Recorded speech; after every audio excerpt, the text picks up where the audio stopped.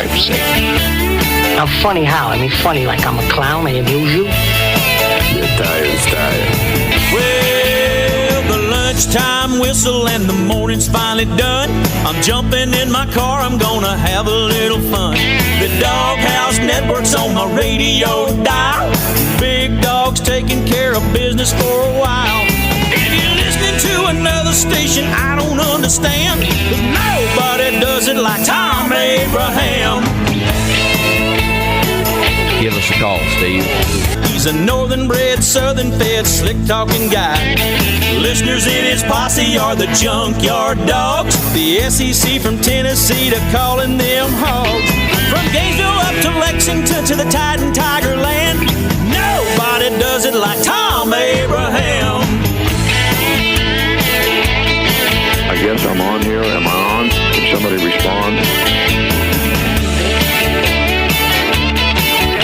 Good afternoon, everyone, and welcome. That's right. Welcome to a Football Friday in the Doghouse. Yeah, that's right.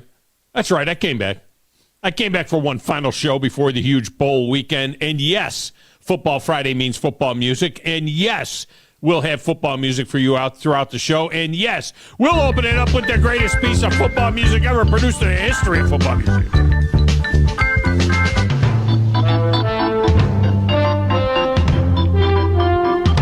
One final time in 2022.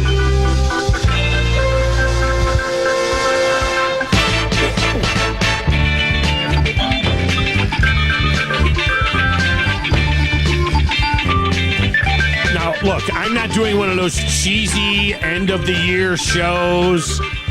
All the best. We got games to talk about this weekend. We got a Friday trifecta for you. It's a Champy's Chicken Friday Bowl fecta today.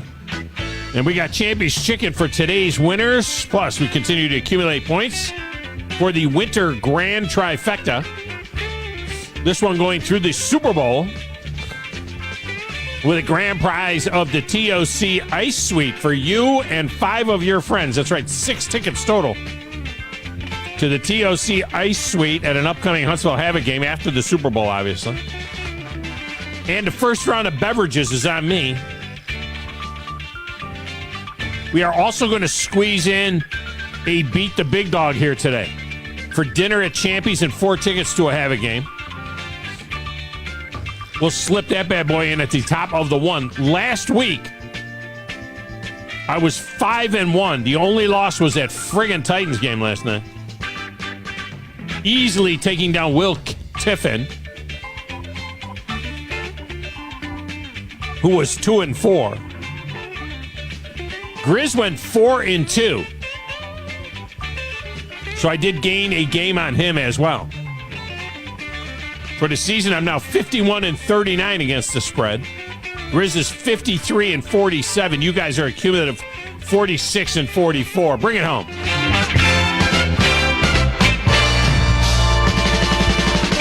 Now, look, I am no longer concerned with you, the listener. I really am not.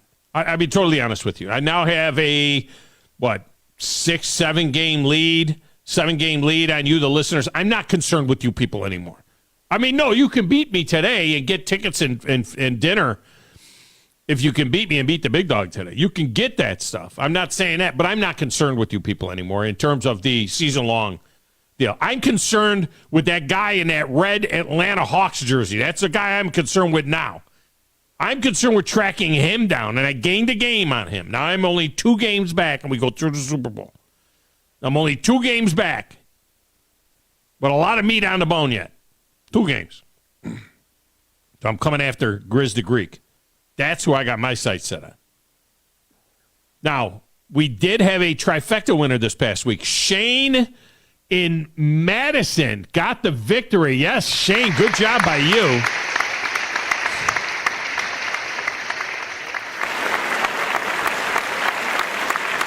We must have the same crowd. We have the same in-studio crowds, I think. Woo! It was so weird because I had mine, by mistake, I had mine all the way turned down, and Grizz was playing it right when I played it. Grizz played it, so I thought it was playing, and then I realized that it was potted down, and then in any event, Shane gets extended. Yeah. He gets extended applause. Good job for him. He hit all 4 picks to win the Champions and 4 tickets to tomorrow's TransPerfect Music City Bowl, and he's excited about it. Now, Badger Larry and Tomahawk Dave picked up a point as well, joining Wolverine Dan on the board. They each have 1 point now for hitting first 3 games into trifecta. Shane takes the lead with 2 points. Obviously, a lot of work to go here. Now, these numbers from last week were bonkers. I mean, absolutely bonkers. The Cowboys, Ravens, Steelers, and Bengals all covered by the hook. They were all in Beat the Big Dog last week, and they all covered by the hook. Cowboys by 5.5, they won by 6. Ravens by 3.5, whatever, 4.5, they won by whatever it was. Steelers by 2.5, won by 3. They all covered by the hook, just a half point. Absolutely crazy. And by the way, speaking of Beat the Big Dog winners, one last call for Chris in Gunnersville. Gunnersville Chris, who won when the show was 10 to noon. We may have lost him when we moved back to noon to 2. We may have lost him. I'm just saying we may have lost him. But Gunnersville Chris, you won 2 tickets to the Music City Bowl. You need to contact us. Call the radio show. Call the radio show and tell Grizz your email address, because that's the way this thing works. Yeah, you need to get that done. So without further ado, let me give you your bowl fecta. And get this now. We are awarding 1 point for every correct pick. 4 big bowl games in the bowl fecta. And you get 1 point on the big board for every game you get right. We're going to start with the Orange Bowl tonight. I can assure you that the gap is closing. Yeah, those guys, Tennessee getting 5.5 tonight against Clemson. Hey, it was BYOG, bring your own guts. Tomorrow, in the Sugar Bowl, on our air, pregame beginning at 8 a.m., kickoff at 11, Kansas State. Toto, I have a feeling we're not in Kansas anymore. They get 6.5 against Alabama. Roll all over their ass. Under no circumstances will I be eating beans on Monday. This is Alabama.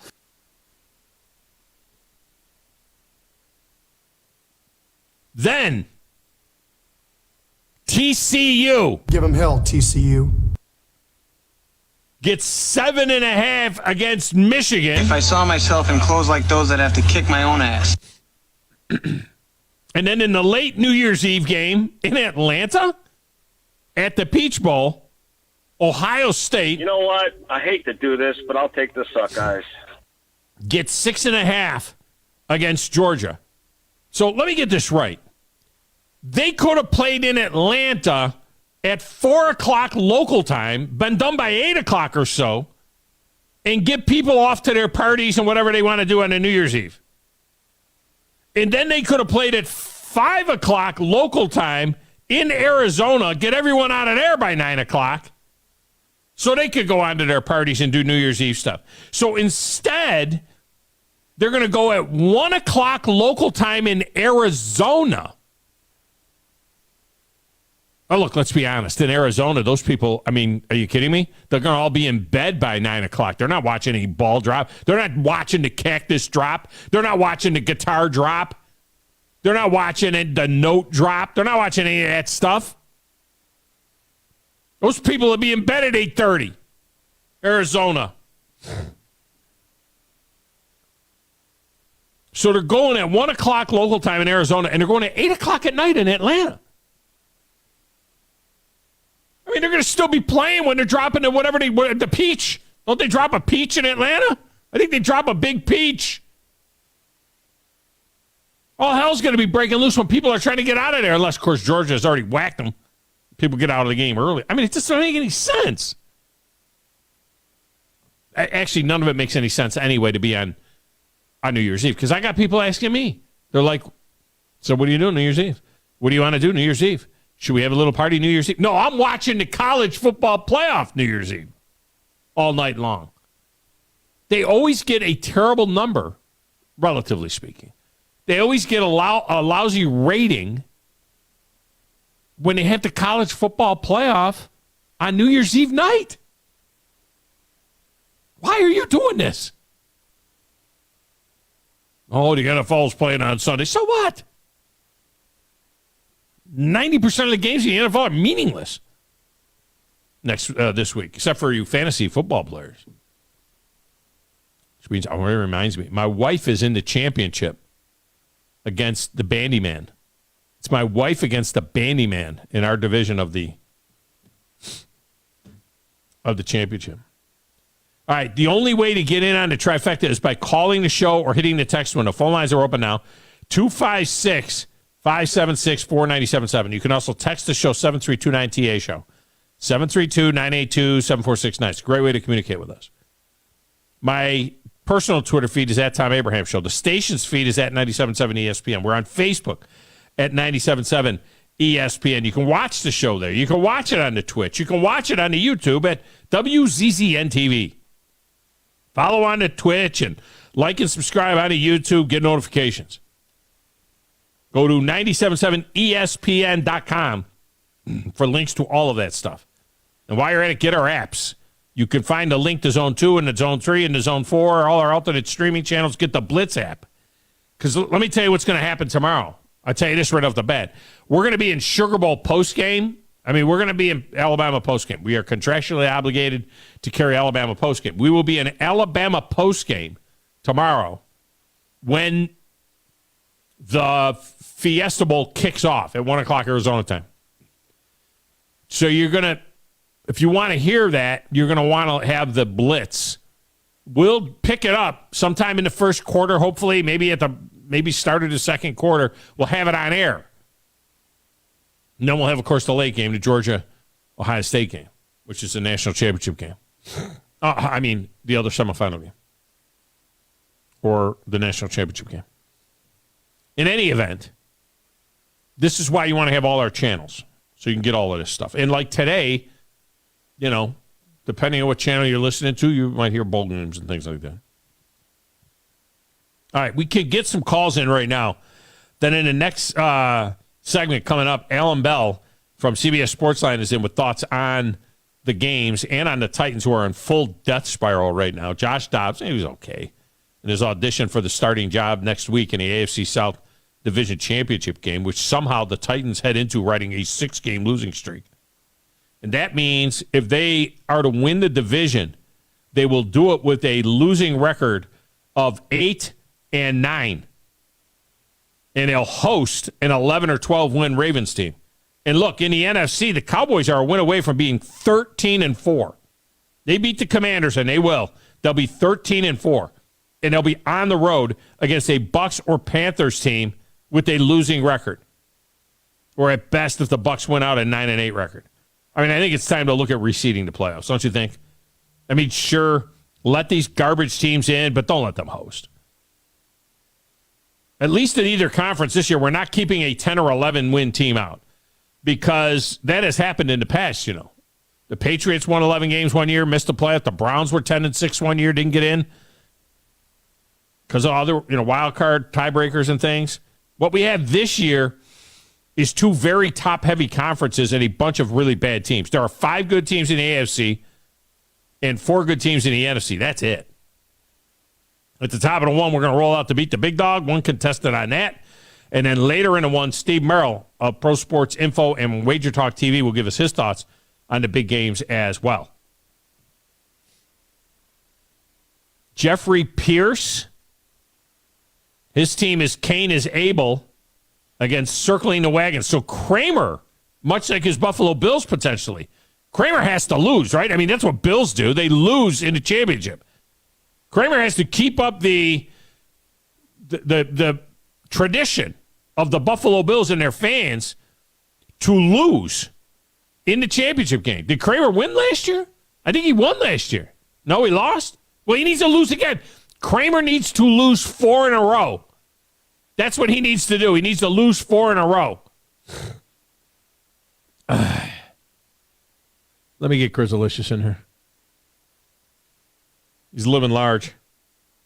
Just playing those platters that matter and the stacks of wax and answering the phones and doing that Friday thing. Who in the blue hell are you? I'm the producer of the show. If I didn't step up, you're nowhere. I put this thing together on a spit and polish. Brilliant! I've got $100 smoking in my billfold. I know I ought to save it, but it's burning a hole. Right through my pocket and into my skin. Come Monday morning, I'll be broke again. It's finally Friday, I'm free again. I got my motor running for a wild weekend. It's finally Friday, I'm out of control. Forget the working blues and let the good time roll. Someone call someone because there's a cleanup on aisle 3 as a man is down.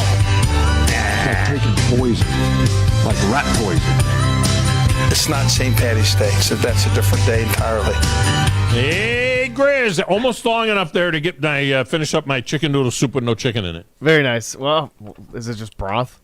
No, it was chicken noodle water? soup, but you know, Hot you water? get to Campbell chicken noodle soup, and there's never any chicken in it. So what I do is I put a can of that chicken. You know how you get like a can of tuna? Yeah. You can get a can of chicken, you know? Yeah. So I put a can of chicken in the chicken noodle soup because there's no chicken in the chicken noodle soup. So I make it better chicken noodle soup by putting a can of chicken in. How was your Christmas, Chris? How did you enjoy your time off that you and I worked every single day and we're on the phone every single day and we didn't even get a break from each other? Pretty much. I mean, everything was great. I mean, Christmas Day was great. You got to spend it with family. You got some, great gifts all around, between each other, and got to visit with my grandmother and have lunch/dinner with her as well. So that was really fun, and just be able to hang out and let the dog kind of play with all the dogs my parents have, and so it was a lot of good. It was a good weekend, be able to see family. So do you have a Christmas tree in your apartment? No, I didn't. I did not have one this year. No. So you just went to your mother's, and that's where you guys did the Christmas everything tree? was there. Yeah, and then at my grandmother's, which she has like so a little sad miniature tree. though. My son I was did that. gonna He didn't get have a one, Christmas tree in and his then apartment. I know I was gonna get one, and then it was just one thing, and I just kind of forgot, and then I was like, well, I'm gonna have to put it up, and then our Christmas tree. I'm gonna have to take it down in a week. No, our main Christmas tree's been up since before Thanksgiving. Honest to God, the Junkyard Babe put it up the Wednesday before Thanksgiving. She put up we got the main Christmas tree, which is a 10 or 11 footer. I meant to go to Walmart to see how much the plastic ones were, like cheap right before right before. Oh, yeah, she started that too. I said, "Hun, stop! All right, we got 6 Christmas trees in the house and the live one, 6 fake and the lot. We don't need any more. Okay, we don't need any more." So luckily we didn't do any of that. So you got a Chipper Jones signed baseball. Yeah, it was pretty cool. It was a nice little. It was a very, very cool gift to get, and it was. I got all the fancy like clothes and everything too. My little brother got me a little Gradient Falcons jersey. Yeah, I didn't wear that today, but he'll probably call me out because apparently every time he buys me something, he says I don't ever wear it. You need to wear it. I wear a Hawks hat like every other day, and he doesn't, and he calls me out for that too. So. I got a Mac Jones Alabama jersey, so that was kind of cool, but it was a little different. Yeah, Mac Jones. Yeah, Mac Jones. I was like, sure, it's not a JoJo Earl Alabama jersey. No, it does not say Earl on the back. No, okay. It says Jones. It says 10 Jones. So I don't know who that is, but it could be Mac. So last time I checked. Yeah, I'm not. But I love this sweatshirt, man. This Atlanta Hawks sweatshirt. Even though they're not playing too well right now, but everyone's kind of healthy, so it's gonna be a long season. It's basketball. It's early, so my wife got me a chunky gift card to Home Depot. I mean, a good chunk. Hey, look, I told her, look, that's stop, perfect. Stop trying. She got me a robe, and I'm like, yeah, that's okay, but. She kept asking me all month long. She's like, what do you want? I said, really, to be honest with you, I got so much to do on the barn, and there are some tools that I'd like to add to my arsenal. I said, just tell everybody Home Depot. So one of my daughters gave me a Home Depot card, and my wife gave me a chunky Home Depot card, and I immediately went to Home Depot on Monday. Yeah. And, I mean, I was able to a whole day. Oh, my gosh. I was able to get all kinds of stuff. I got a lot of stuff at the Home Did Depot you go to Bed on Monday. Bath and Beyond and some other places too after? No, there was no Bed Bath and Beyond. We didn't go to Bed Bath and Beyond. But no, I got her a bunch of different stuff. But it was great. It's always great when you got grandkids. It's a lot of fun. That's what's great about that. Let me get LSU Lynch in here, just so everybody can hear how this trifecta thing works for those that haven't or want to play along. LSU Lynch, welcome to the show. How are you? Hey, man. Thanks for taking my call. How y'all doing? Oh, we are absolutely fantastic. Happy New Year. Hope you got good plans for this weekend. Cold beer and the smoker going. That's about it. And a lot of football, right? You watched a lot of football? A lot of football. Football. All the way through Monday. Let me ask you something just real quick with your opinion and everything. The situation with the Tua and the concussions. Yeah. In your opinion, is it time for somebody to really, is it time for him to look at his career? They keep happening. Yeah. And we always said this player, when he left Alabama, this type of thing was going to happen to him. And I'm not hating on him. Yeah, they are cumulative, too. When you get the second one, it comes faster than the first one, and then the third one. We don't even know when he got the third one.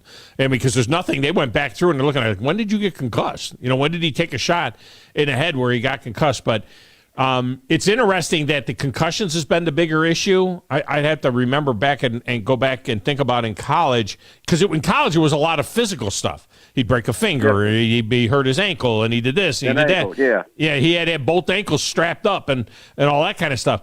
He hasn't really had that many physical type things. Now it's his melon. Now he keeps getting his melon scrambled.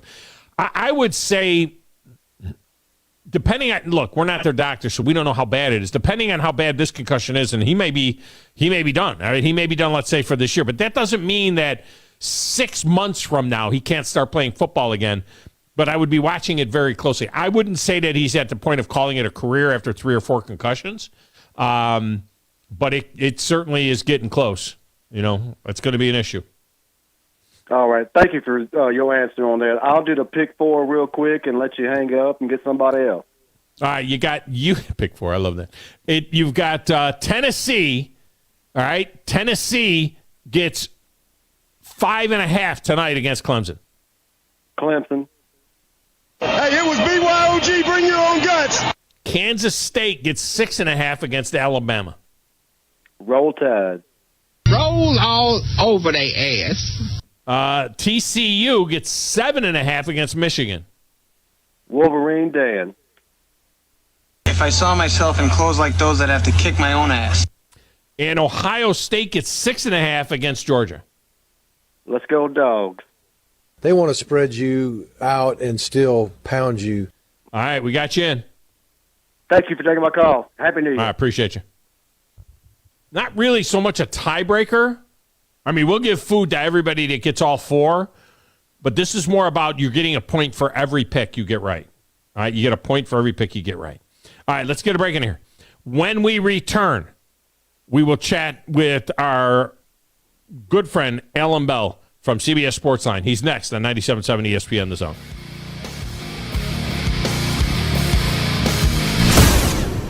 Thom Luganbill here for my friends at Woody Anderson Ford. Bobby White and his team take great pride in their service department, and you can see it the moment you walk into those beautiful new service lanes. And just like a championship team, they all work together to make sure your experience is second to none, whether you drive a Ford or not. Also, check out the gold-certified pre-owned inventory at Woody Anderson Ford for great deals every day. Stop by and see them at Jordan and Sparkman or at Woody Anderson of Madison on Hughes Road, or visit WoodyAndersonFord.com. Rambo Marine in Hazel Green is your one-stop shop for all things boating. Whether you are ready to surf with the newest Malibu wake boat or cruise on a Cobalt or Barletta pontoon, we have a boat ready for you and your family. Rambo Marine provides exceptional service second to none, so that you are ready to hit the water in no time. Stop by Rambo Marine today. We know boats. Football season is here, and as always, the best place to catch every game is downtown at Humphreys Bar and Grill. Humphreys is celebrating by bringing back their game day football specials. $2.75 Miller Lite, Coors Light, Yingling, and $3.50 Yellowhammer Gold Pints. $4 Fireball shots. Anytime football is on. And don't forget football trivia every Sunday night at 6. The best place to catch all the games all season long is downtown at Humphreys Bar and Grill. The all-new Huntsville Boat Show kicks off on Thursday, January 12th and runs through Sunday the 15th. This is your chance to shop, compare, and save thousands on the purchase of a new boat with too many brands and models to mention here. So you're just going to have to come on down and check it all out at the Huntsville Boat Show at the Von Braun Center, January 12th through the 15th. The region's premier dealers and retailers will be there with the latest in watercraft. Go to HuntsvilleBoatShow.com to learn more and get tickets. That's HuntsvilleBoatShow.com. We'll see you there. The kitchen is the heart of any home. It's where the family gathers. It's where kids discover old recipes and make them their own. Just starting out or just now getting started on the dream kitchen you've always wanted? I'm Chris Haygood, and from all of us here at Bob Wallace Appliance to the home builders and the homeowners of the Huntsville area, a heartfelt thank you for buying local. We're in Huntsville, Florence, and Coleman, and online at bobwallaceappliance.com. From the Fox 54 Weather Center, I'm meteorologist Emily Owen. For this Friday, expect a mostly cloudy sky. High temperatures expected to top out in the low 60s for the afternoon. We'll start to see rain move through mainly in the afternoon, too. Also, gusty winds as high as 15 miles per hour will be possible. Heading into your Friday night, a few isolated showers, potentially a thunderstorm. Otherwise, cloudy sky, low temperatures falling into the lower 50s. I'm meteorologist Emily Owen on your home for ESPN Radio 97.7 ESPN, The Zone. From Coleman to Fayetteville and all points in between. Son, pull the hammer back. Smokey's coming at you in a plain white wrapper. 97.7 ESPN The Zone.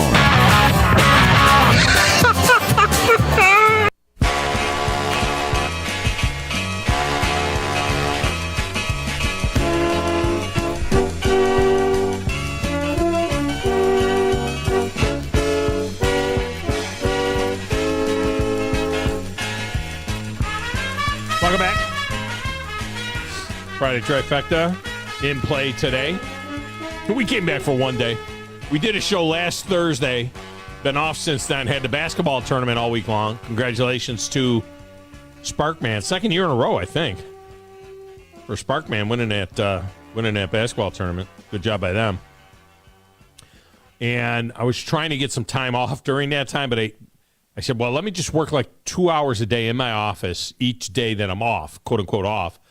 That turned into 4 hours, 6 hours. One day was a full day. I'm like, come on, man. Now it's Friday, and it's like, we're doing the show today. I'm working all day. Monday, I'm going to do nothing.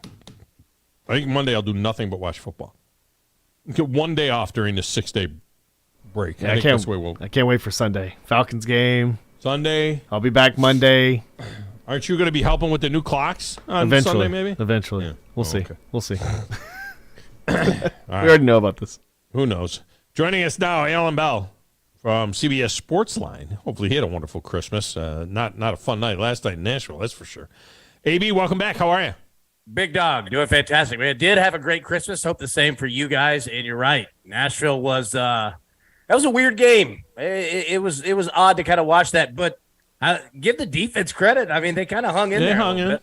Yeah, they hung in, and so they head into the AFC South Championship game on a little 6-game losing streak. It's always good to be hot going in or something like that, right? So, why not? This is the most incredible thing ever, I think, that a team can have a 6-game losing streak and be playing for their division title. And, oh, by the way, they'll get to host probably an 11-win Ravens team next week in the playoffs, or the following week in the playoffs, if, in fact, they can win this game in Jacksonville. Yeah, and it looks like they'll be doing that with a quarterback who's basically on a 2-week probationary status with the team. He barely knows his own teammates, right? Like, it's wild, man. I'm fascinated to see how that game goes. Yeah, man, interesting. Yeah, and look, everybody's like, so who's it going to be? Will it be Josh Dobbs? Will it be Malik? Well, who cares? It doesn't matter, does it? I mean, there's no way they're going to win that game. They're not going to Jacksonville. That is a hot team with a real quarterback. And Ryan Tannehill, I don't know. He's played his last game probably as a Titan, and this is what you're left to pick through. Love Josh Dobbs. He was great in the preseason for the Browns, did some really nice things, but dude threw 10 passes in 6 years in the NFL. There's a reason for that. And Malik Willis, I'm not putting Bustville on him, not in one season, but what are they telling me? What are they telling me when they bring in a 6-year journeyman who's thrown 10 passes in the NFL and they start him on 9 days when he got a young quarterback that you got to decide whether or not you would think he needs every rep he can get? Wouldn't it have been better to play him last night and prepare him for this championship game? Or did that mean that they didn't intend on playing him anyway? Yeah, that's a great question, right? Whatever the scenario is, it's not good for Malik Willis. Like, none of that is positive for him, right? And the tough part is that Josh Dobbs kind of outplayed anything we've seen from Malik Willis. It kind of wasn't even close, right? What I'm fascinated about is, all right, you're a former coach. Let me ask you this. You've got Jacksonville, okay, who's playing against the Texans this week. Like, what does the locker room feel there, right? Like, going into this game Sunday, like, how do you approach that? Is this a team that, like, are you firing them up? Do you want them relaxed? Like, I'm fascinated to see what Jacksonville looks like. Yeah. Oh, I think they're going to be balls to the wall. I think he's trying to establish a winning attitude there, and I think that they'll go. I don't think that they're going to. I mean, look, it's the Texans. This is a great opportunity to get to 8-8, and I think that they'll be. I think they'll be wide open. I really do. I don't think, they're a team in an upward, you got a 7-8 team and a 7-9 team in the Titans, and they're going in completely opposite directions. And here's the thing. I think they're going in completely opposite directions for the next 3 or 4 years. I think the Titans are in full death spiral right now. They haven't won a game since they fired the GM.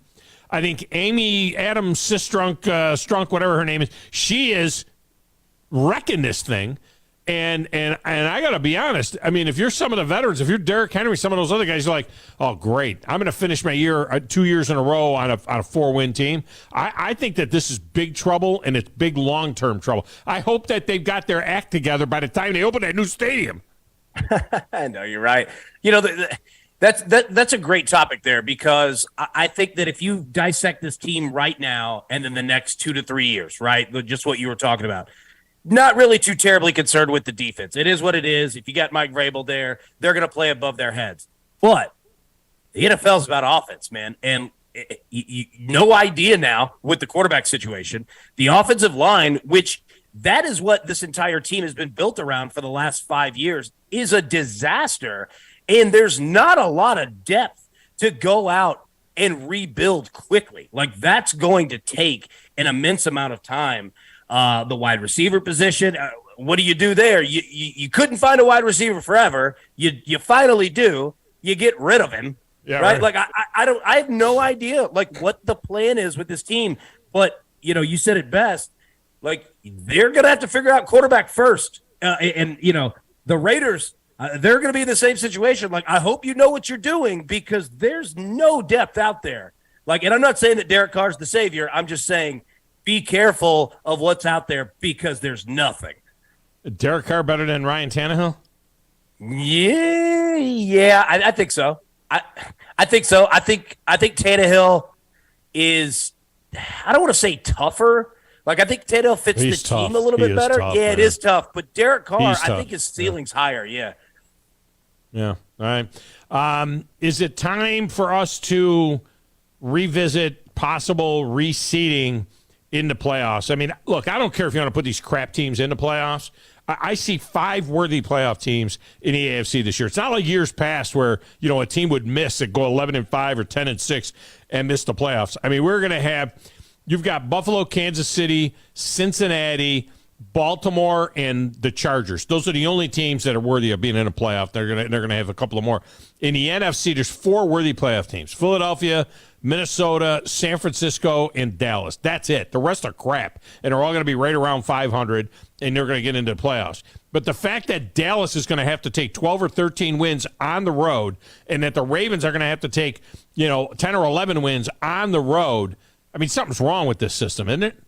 Yeah, it is, right? And, we see the weird thing is that, we've seen it with, the teams that would win the division with a losing record, and then they go in the playoffs and win the game because they're at home, right? Like, I mean, that's the most wild part about it. Like, I don't have a strong feeling either way, but I agree with you on that it just seems off. But, I don't feel any strong way about it, but I don't disagree.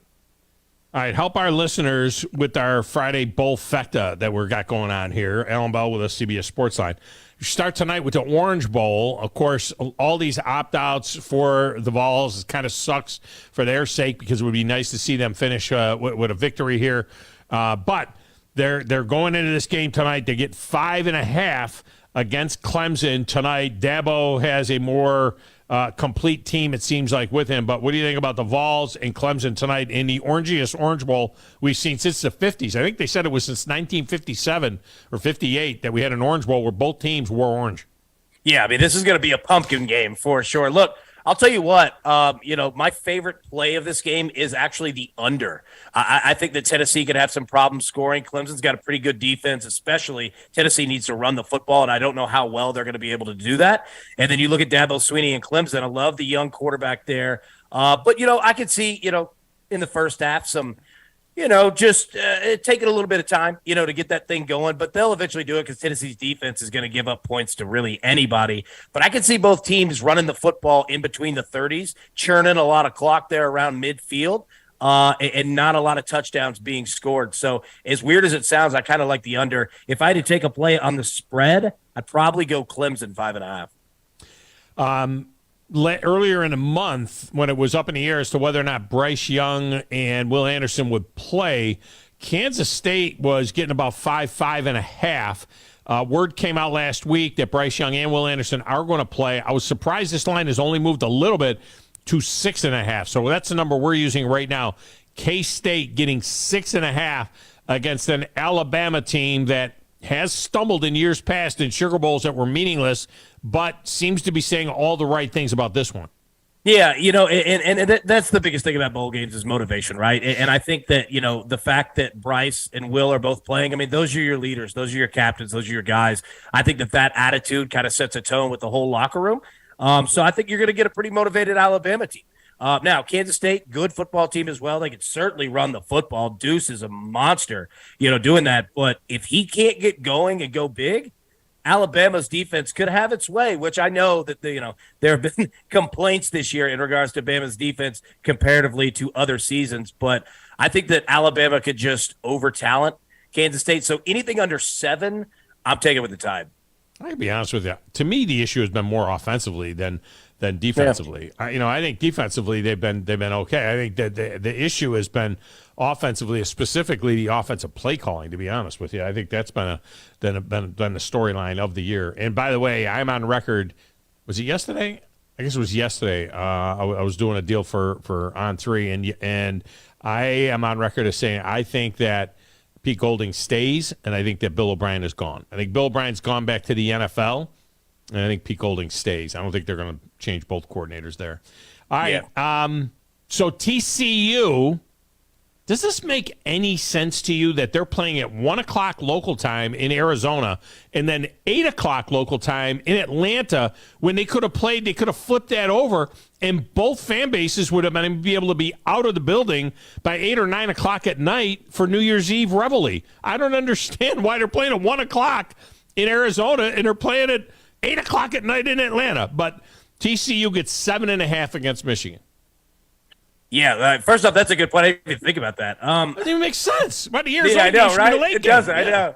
I know. Look, I think that TCU is going to have problems in this game. They're a good football team. I'm not taking a single thing away from them. They've had a magical run, but Michigan's different, man, and Michigan does it with defense. They do it with running the football. They play smash mouth on both sides. I think TCU is just going to have problems. And you know how Jim Harbaugh is. I mean, he's an NFL guy, like mentally, right? I think that, how he's going to approach this game is that I don't have to beat you 45-30.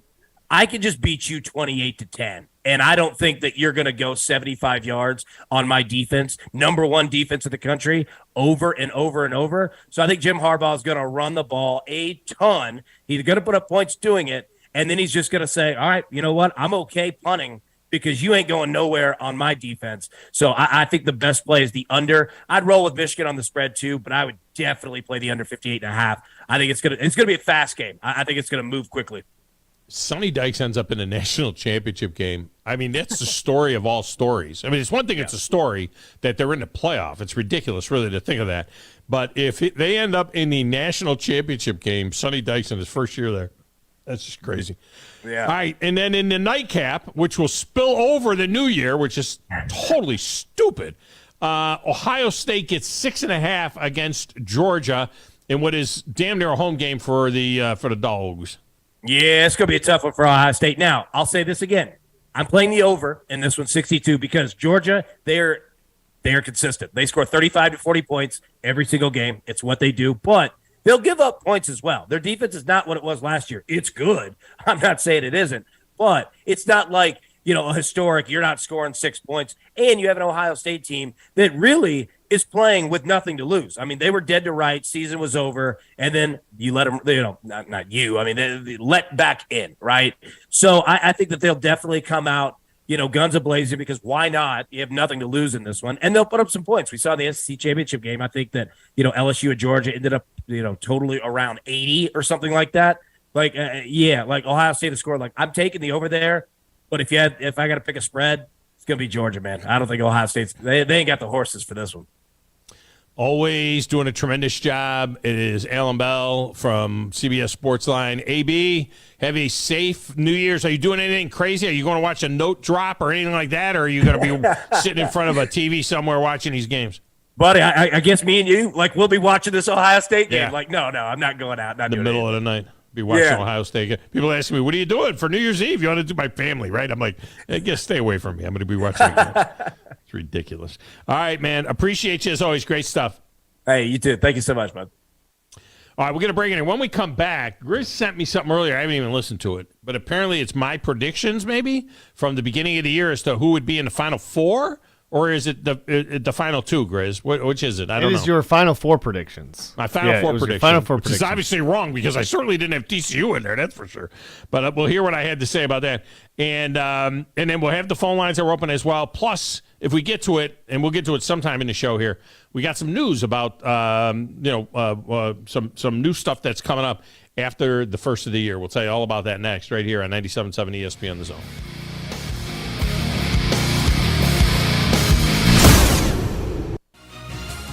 You're listening to the Thom Abraham Show on 97.7 ESPN The Zone.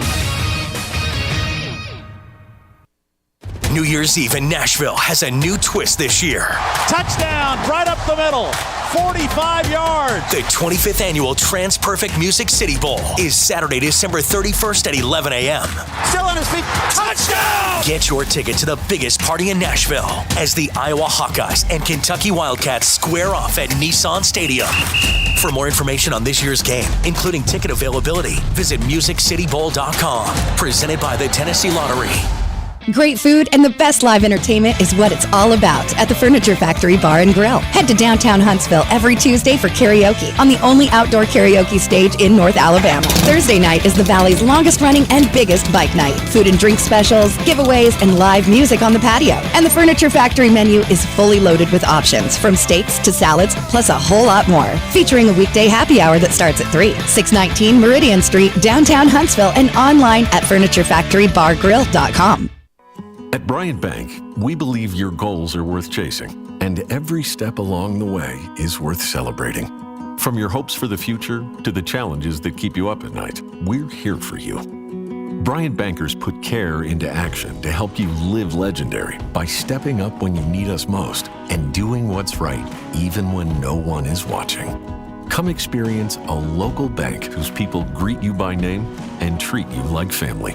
Bryant Bank, member FDIC. You've got to experience Toyotathon at Bill Penny Toyota. They've got the selection with over 700 new Toyotas to choose from. And they've got the extras with Bill Penny perks and a 10-year unlimited warranty. So get on over to Bill Penny Toyota today and experience Toyotathon. Bill Penny Toyota in Huntsville and online at BillPennyToyota.com. Bill Penny's Toyota 10-year unlimited warranty is valid through the 10th year of ownership. Valid on new vehicles only. See dealer for details. This is Wes Neighbors with Philip with Eagle Insulation, and we have an announcement to make.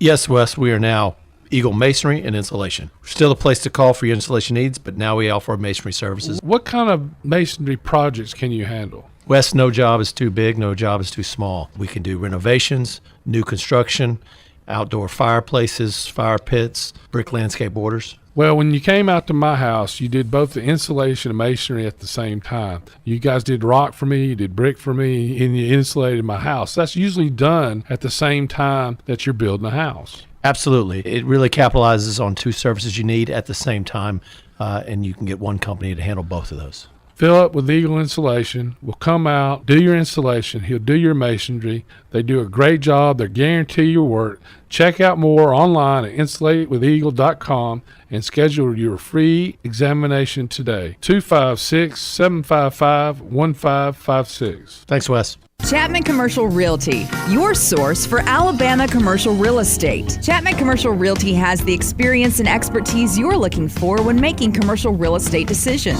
If it's office space, retail space, investment property, or project development, Chapman Commercial Realty is your answer. Call Bill Chapman today at 256-656-8413. That's 256-656-8413. Or find them online at chapmancommercialrealty.com. Are you in the market for a recreational vehicle? Do you want to get out and see more of this beautiful country? Well, imagine hearing the laughter of your little ones enjoying gooey s'mores by a cozy campfire and making lasting memories with your friends and family from the comfort of a new camper. We can make your dreams come true at Hall's RV. With over 15 years in the camping business, we know how to get our customers into the perfect camper. We have several models and floor plans here for you to choose from, both new and used. We're family owned and operated with fantastic deals and great service.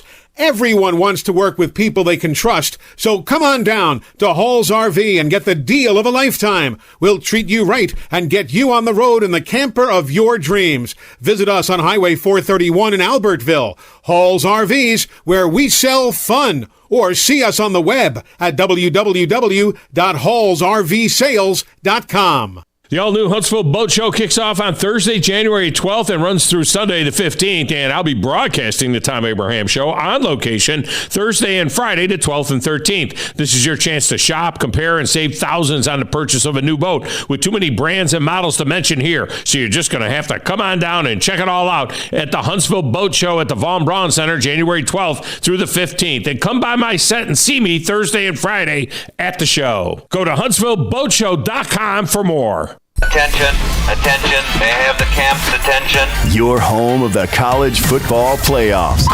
Playoffs? Is 97.7 ESPN The Zone. Playoffs? Playoffs?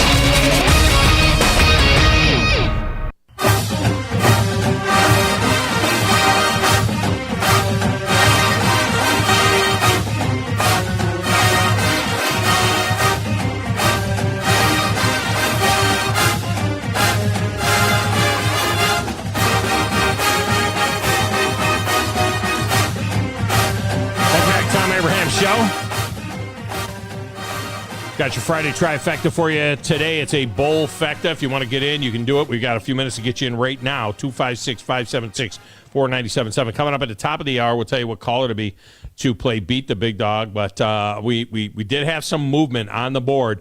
We have got five guys now on the big board for the winter grand trifecta. Shane and Madison hit it this past week, so he has 2 points. And then Wolverine Dan, Tomahawk David, Bowling JJ, and Badger Larry each have a point. So that's what it looks like right now as we just get started. Now, today's picks are each worth 1 point. Okay, so you could pick up 4 points just today if you hit it. So if you want to jump in, you can do that as well. This segment brought to you by Woody Anderson Ford. For all of your service needs, it's Woody Anderson Ford. They'll take care of your vehicle, whether it's a Ford or not. And don't forget the certified gold pre-owned vehicles at Woody Anderson Ford. Longtime sponsors of the Thom Abraham Show, as well as The Drive, and, well, basically everything we have here at 97.7 ESPN, The Zone. All right, Grizz went back. By the way, I am entering Grizz my 5th year now with the Zone, back with the Zone. That's amazing to me. Where that time is flying by. It really has. Yeah. So 18, 19, 20, 21, 22. I am now into my 5th year here. I just had my 4th anniversary on my 2nd tour of duty here with the Zone. I mean, it's just crazy. All right, so Grizz went back. I have not heard this, but he went back. He wouldn't have done this if I did good. He's just doing this to embarrass me, to be quite honest with you. I mean, they're just trying to embarrass me. But anyway, he went back and he dug up my prediction for the Final Four. 12-14. Grizz, mark it down on your thing, 12-14. I'm going to tell you right now who to... Yeah, that was my first mistake. I shouldn't have told him to mark it down. Final Four is going to... All right, here we go. Mark, must have been 12-14. What was 12-14? December 14th? No, 12-14. I wouldn't have been... Or whenever it was 12-14. Oh, at the time. Sorry. Yeah. Yeah, it wouldn't have been the time. I can't remember. Let me see when I made it. I could probably figure out when I made it. Get down, tape it, record it, whatever you want to do. This is my prediction as of today. It's going to be... Did you add that music, or was that music playing? That's from your former promo, but your promo has the wrong time on it because I didn't want to confuse anybody. That's why I cut it off. 2 from the Big Ten and 2 from the SEC. Let's tell you right now. I'm half right. Ohio State, Michigan, Georgia, and Tennessee. And not in that order. Oh, that was 12-14. Right, that was after. So that's not preseason. That was after, because I wouldn't have picked Tennessee in the preseason. I had them at 7-5 this year. So this was sometime about mid-season after we had moved to the afternoon time. It'll be Tennessee in the 4-hole. Ohio State in the 1-hole, or check that, Georgia in the 1-hole. Got that right. Michigan. Got that right. All right. It was November 10th. That's not a bad job by me. That was good. That was good. 3 out of 4. Yeah, but it was November 10th. I mean, yeah, it was November 10th. That was your prediction. Yeah, I was just saying. I mean, I'm trying to embarrass you. You told me to mark it down, so I thought it was good. I thought it was good right before, the day before, Yeah, no, good job by you. Good job by me. All right. Popke. Haven't heard from Popke in a while, man. I haven't heard from that dude in a while. The Big House. Have not heard from the Big House in a while. He hit the text window. Go Big Blue. He didn't call. No, he didn't call. But he hit the text window. I mean, I haven't heard from him anyway. Yeah. He hit the text window. Go Big Blue.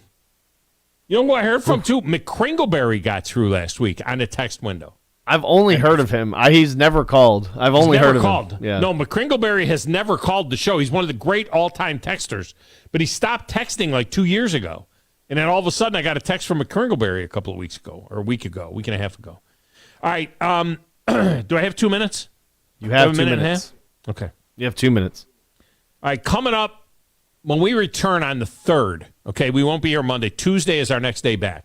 So when we come back on Tuesday the 3rd, the show is going to sound a little bit different. The flow of the show is going to sound a little bit different.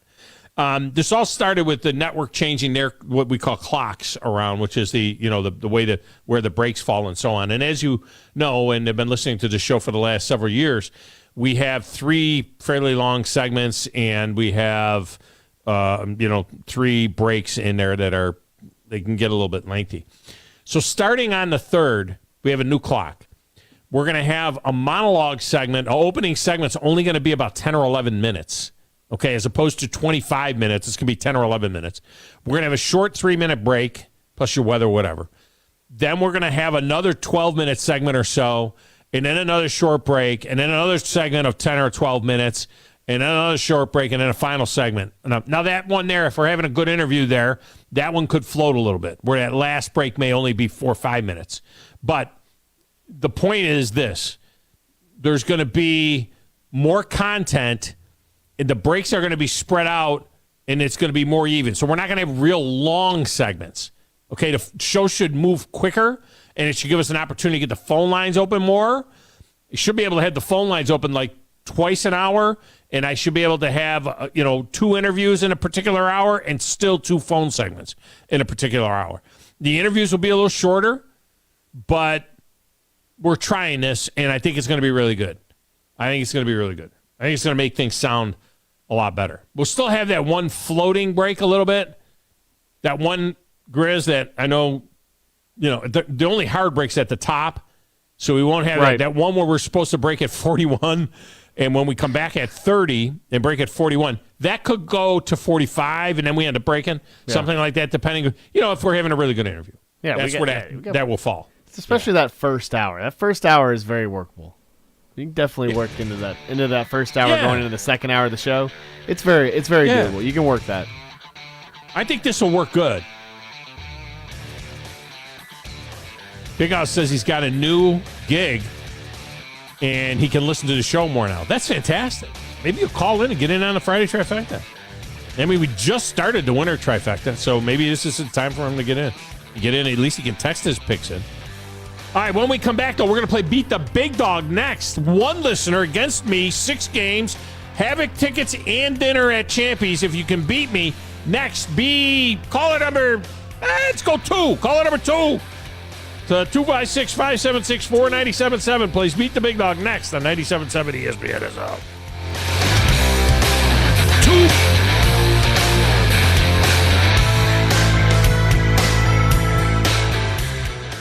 When you call most roofing companies, all you'll hear is, you need a new roof. Not when you call Fleming. At Fleming Roofing and Restoration, we're focused on your needs, whether it's an easy repair or a full roof replacement. Folks around here have trusted Fleming since 1965 for all their residential and commercial roofing needs. And as the area's storm damage experts, Fleming knows all the ins and outs of the insurance claims process. Log on FlemingHSV.com to schedule your free estimate today.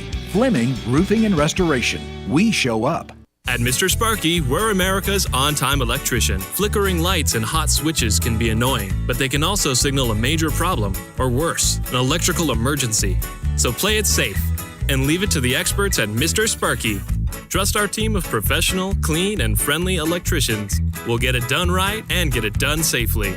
You don't have to put up with any malarkey. Call 888-8-SPARKY. Independently owned and operated, licensed in the respective state or county. WZZN, Union Grove, Huntsville, Alabama. 97.7 ESPN, The Zone. This is SportsCenter. I'm Christine Lisi. The Cowboys aren't apologizing for their 14-point win over the Titans, a game in which Tennessee rested several key players, including star running back Derrick Henry. In the opinion of quarterback Dak Prescott, a win's a win. They'll take it, get better from the mistakes, make sure they're improving. He added they've got some things to clean up, but it's much easier to do that when you win. Last night marked another multi-turnover game by Prescott, 2 interceptions and a fumble. Dallas center Tyler Biadasz left last night's game with an ankle injury. More will be known about the injury's extent after he undergoes an MRI. Packers quarterback Aaron Rodgers has no concerns about his availability for Sunday against the Vikings. Rodgers, who missed Wednesday's practice with a knee injury, said he feels a lot better. Green Bay still does have a chance to clinch an NFC wildcard spot, but needs to keep winning and also get some help.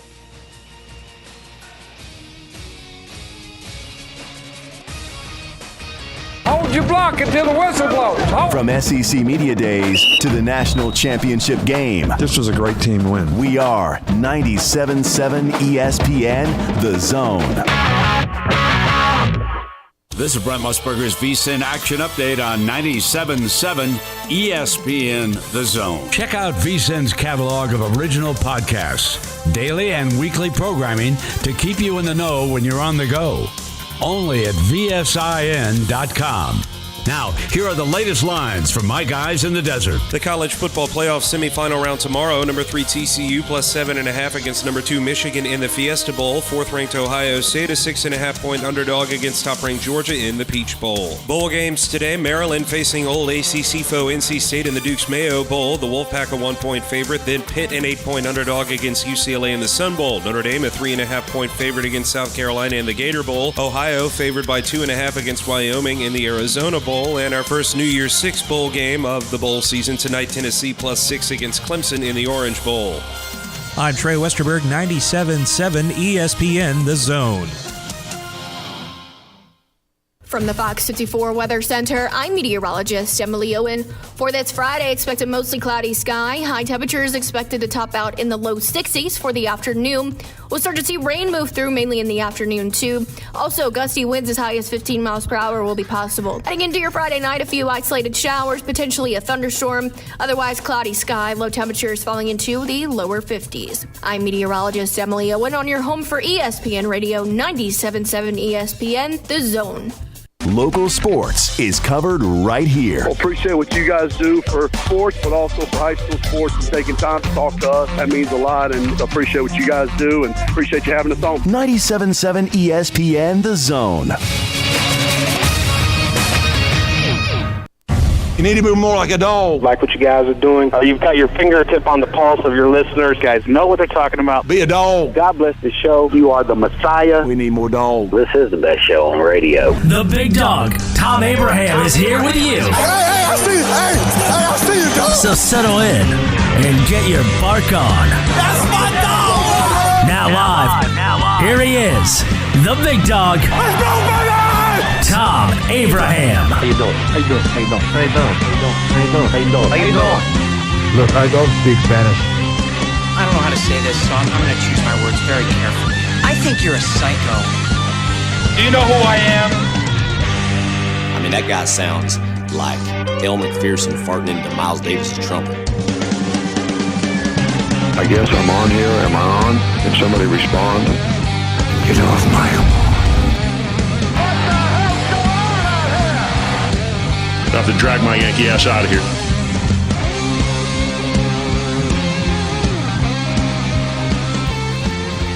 And welcome back. Hour number 2 of the Thom Abraham Show. And today's edition of Beat the Big Dog is brought to you by our good friends at the Huntsville Boat Show. This is an all-new Huntsville Boat Show that is coming up January 12th through the 15th down at the Von Braun Center. I will be there on the 12th and 13th, broadcasting my show live from down there at the Von Braun Center. And this is an excellent opportunity to come on down and see all these great featured brands like Bennington, which makes it great. My son has a Bennington pontoon boat. They make a great pontoon boat. Chaparral, Bass Cat, Skeeter, Harris, Sylvan, Sea Ray, Boston Whaler, Carolina Skiff. I mean, they're all down there at the Huntsville Boat Show. It's going to be absolutely tremendous. And this is the first time that this iteration of the Huntsville Boat Show is coming in. These guys that are doing this boat show, they do the boat shows in Knoxville, Nashville, and Chattanooga. And this is the first time that they're doing the boat show in Huntsville as well. So check it out. It's the Huntsville Boat Show, January 12th through the 15th. And again, I will be broadcasting live down there on the 12th and the 13th. So come on down and see me for that. You know, there are rules to success, my friend. Rule number 1 is know what you know what you don't know, and know that I gotta know everything you know as soon as you know it. All right. It's an LSU Lynch world. Once you gotten your picks in on the Friday trifecta via the text window, but LSU Lynch, who was in earlier making trifecta picks, will now take a shot at beating the big dog. I don't know how to say this without sounding a little rude. Don't be a lemon. You're a lemon. Don't be a lemon. Don't be a lemon. I don't even remember what his picks were. I mean, I got him on a sheet here somewhere, but this is a great chance to hedge too. He might hedge, Grizz. You know what I mean? He could hedge because he's on one side of some of these games, and if he doesn't feel real good, he can jump on the other side. I have 6 games here. Sounds like me. Yeah, well, you could hedge. I mean, that's the way it works. So, LSU Lynch, welcome back to the show. And let me ask you this. Do you want to go first on the first game or the second game? We'll alternate after that, and you will hear Grizz's opinion before you make your pick. Let's just do it. Hey, I want to thank Grizz for calling me back because I thought I got hung up on. Thank y'all so much for calling me back. Just blame me being tech weird with the phones. The phone just was blowing up. Yeah, it was blowing up. I had you through. Technically, there's some weird thing that happens. Like if one person's called, another person calls at the same time. Sometimes it'll cut off the other guy. And but we saw your number on the deal, and he hit the redial. He says, "I think this is him." So he's able to get you in there. All right, so we're going to alternate picks so we don't make the same picks. So do you want to be first on the first game or the second game? I'll go second game. All right, so first game, I'll pick first, then you'll hear Grizz's opinion, then you'll make your pick, and it doesn't have to be the same pick that you made for the trifecta. All right, here we go. Our first game is tonight's game, the Vols plus 5.5 against Clemson. I am pulling for the Vols here because I always pull for the SEC no matter what. And the SEC's off to a rough start. What's the SEC, like 1-3 in the bowl game so far? And I know motivation's an issue and blah, blah, blah. But I still want to see SEC teams win these games. I will pull for the Vols tonight. I don't see how to get it done, though, against this Clemson team. I'm going to take Clemson, and I will lay the 5.5. Grizz, what do you think? I'm going to take the Vols here. I think Tennessee might win this game. You said Vols plus 5.5, right? 5.5. That's the only team I think in your trifecta that even took that was an underdog. So I'm going to take the Vols here. All right. He says Vols. I say Clemson. What say ye, Lynch? Clemson. He's saying Clemson. Oh. Good if I could spell Clemson. All right. In our second game, you guys are picking first now. Grizz, Kansas State gets 6.5 against Alabama. Yeah, no, I think. Did you listen to the lineman and what he was saying about just watching Alabama practice? It was one of the linemen. I'd have to go back and look at the article. One of the players. Yeah, one of the players on Kansas State, kind of reflecting on what Alabama looks like. How did he know what Alabama looked like? What was he looking at? I guess they were allowed to watch practice or joint practice or something. I mean, do something. I don't know, walkthroughs maybe. I don't know. Anyway, but they're gonna get Alabama, and I think Alabama's gonna beat them by at least 10. So give me Alabama. All right. So what do you think, Lynch? Roll Tide, brother. All right, he's taking Alabama. I'm taking Alabama as well because I think that Alabama, especially playing right before the TCU-Michigan game, wants to prove to the nation that, look, we should have been in this thing. Even though they lost 2 games, they didn't deserve to be in there, but they're going to say, look, we should have been in there. I don't think this is going to be one of those deals where Alabama goes out there and lays an egg. I don't think Bryce Young and Will Anderson will allow that to happen. I'll take Bama. I'll lay the 6.5. All right, in our next game, TCU gets 7.5 against Michigan. Let me tell you something. Michigan, that's a little bit of a number, 7.5. I don't know that Michigan is out there looking to, I think they're looking to control the game. You win the game, you move on. It's not like you got to cover the spread to move on. I'm a little nervous about this. I'm going to take the Wolverines here and hope like hell that they pull away, but I don't know that Michigan's can score with TCU if TCU starts getting a little bit, if they get going offensively a little bit here. I'll take the Wolverines here with trepidation. I wish it was 6.5. That's a scary number, 7.5. But I will take Michigan. Grizz, what do you got? I agree with you. I wish it was 6.5 too, because I feel like TCU, because they've had to come back and they've had to play down and they've had to make all these crazy runs, 5-1, and all this stuff throughout the season to try to win ball games. I think they're starting to hit a wall. And I think Michigan is right where they want them. They're going to be able to run the ball effectively on them, and I think they're going to be able to pull away, and I think they're going to beat them by more than 7.5. So, yeah, give me Michigan. All right. What do you think, LSU Lynch? Look here. I have watched Michigan and Wolverine just about every week this year, and they come out in the second half. And Harbaugh used to be my 49ers coach. Mm-hmm. And I'm going to tell you what, this line, they push them. And I don't think TCU can handle that line come the second half. So let's go Michigan. I like that you started out there with the look at here. Now look at here. That I knew you were getting serious. Now look at here. I got to say something important right now. When somebody says, look at here now, then you know something important's about to happen. Eyes on coach right here now. It's like, all right, okay, yeah, you're right. You're right. Right here. Look at here now. Do not look down. Look him in the face. Do not look down. You look at me right now. All right, Grizz, you guys are first on this one. Ohio State gets 5.5 against Georgia in the Georgia Dome. Ooh, yeah, no, like I said, this is the Vols were the only underdog that I took in this. I just don't know about OSU. I think Georgia has it right. I don't think there's really nothing stopping Georgia in that offense, to be honest with you. I think that they're going to be able to crush them, and I think 5.5 is pretty comfortable for Georgia to kind of pull away in the second half. So give me Georgia. All right. What do you have, LSU Lynch? Let's go Dogs. Gonna go Dogs. All right. This is where I'm going to leave the reservation. I'm taking Ohio State. Now, I'm pulling for Georgia because I pull for the SEC. I'm definitely pulling for Georgia. And I think Georgia will win the game. I'm not sure that Ohio State can't score some points here. And they're coming off an embarrassing loss, obviously, in the Ohio State-Michigan game. I think Ohio State is going to hang out, and Georgia maybe wins this game on a field goal, something like that. But I think this is going to be a better game than we usually see in semifinals. That's the other thing. Usually we don't see anything in a semifinal game. We don't see upsets in a semifinal game, although Georgia beat Alabama Ohio State beat Alabama. Remember when Alabama was a 7-point favorite in the very first one of these games, and Ohio State got to win. I'm going to take Ohio State here in an upset against Georgia with the line. I'm not sure they're going to win the game, but with the line. All right, our next game, I'm first on this one. This is a critical game for the Green Bay Packers. It is in the frozen tundra, which isn't so frozen. I mean, last week they tried to kill us with the weather. Mother Nature tried to kill us last week, and now this week it's like 60s everywhere, and it's not bad up there from what I understand. The Vikings get 3.5 at the Packers.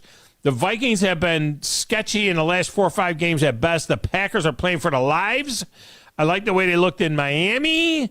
I will take the Packers to get another victory here. I wish it was 2.5 instead of 3.5, but I will lay the 3.5 and take my Green Bay Packers. Grizz, what do you got? What is it, a nice dry 35, 40 degrees in Green Bay right now? Is that what they're saying? I have no idea. I'm just saying if it's 60 around here, I'm thinking that, if it's below freezing in Green Bay, it's got to be like, 45, 40 degrees right now. Pretty cool for them. Pretty warm, pretty, nice for them, pretty comfortable. 33 and cloudy right now. So Sunday 37 and sunny. 37 and Perfect sunny. Day. That's as good as it gets. That's a beach day. That's a beach day in Green Bay. January 1st and January 37. That's a lake day. Let's go out to the lake. That's not a day. Yeah, I don't believe in the Vikings. I mean, it's just back and forth with them, man. And I just don't know what's wrong with their offense. I don't know how they have all this talent on offense, and I feel like it's Kirk Cousins or it's the defense or. I just can't. I can't believe in the Vikings, and I think the Packers want to keep winning, obviously, because they want to make the playoffs, and I think the Packers are going to win here. Give me the Packers. And cover the 3.5. Yeah, and they're going to cover the 3.5. All right, what do you think, LSU Lynch? Let's go, Cheesehead. You got them. We're going to clean sweep on that one. All right, and our last game is the Monday night game. What a salty game this is Monday night to end the holiday weekend. The Bills and the Bengals, it's in Cincinnati. The line has been around a point and a half. I'm just going pick. I'm just going to go straight pick 'em. All right, Bills in a pick 'em against the Bengals. You guys are first on this one. Grizz, what do you think? I still think whoever you put, I mean, you could have one guy go out, and I still think the Bengals offense can score on anybody. I think they have enough talent right now. They're healthy. They're playing hot. Joe Burrow's playing great. I really do like the Bills. I'm sorry, Kramer, but yeah, give me the Bengals here to win the game. All right, what do you got, LSU Lynch? We're going Joe Burrow. Well, because you're LSU Lynch. Of course you're going Joe Burrow. Well, yes, sir. You ought to see my head mascot head.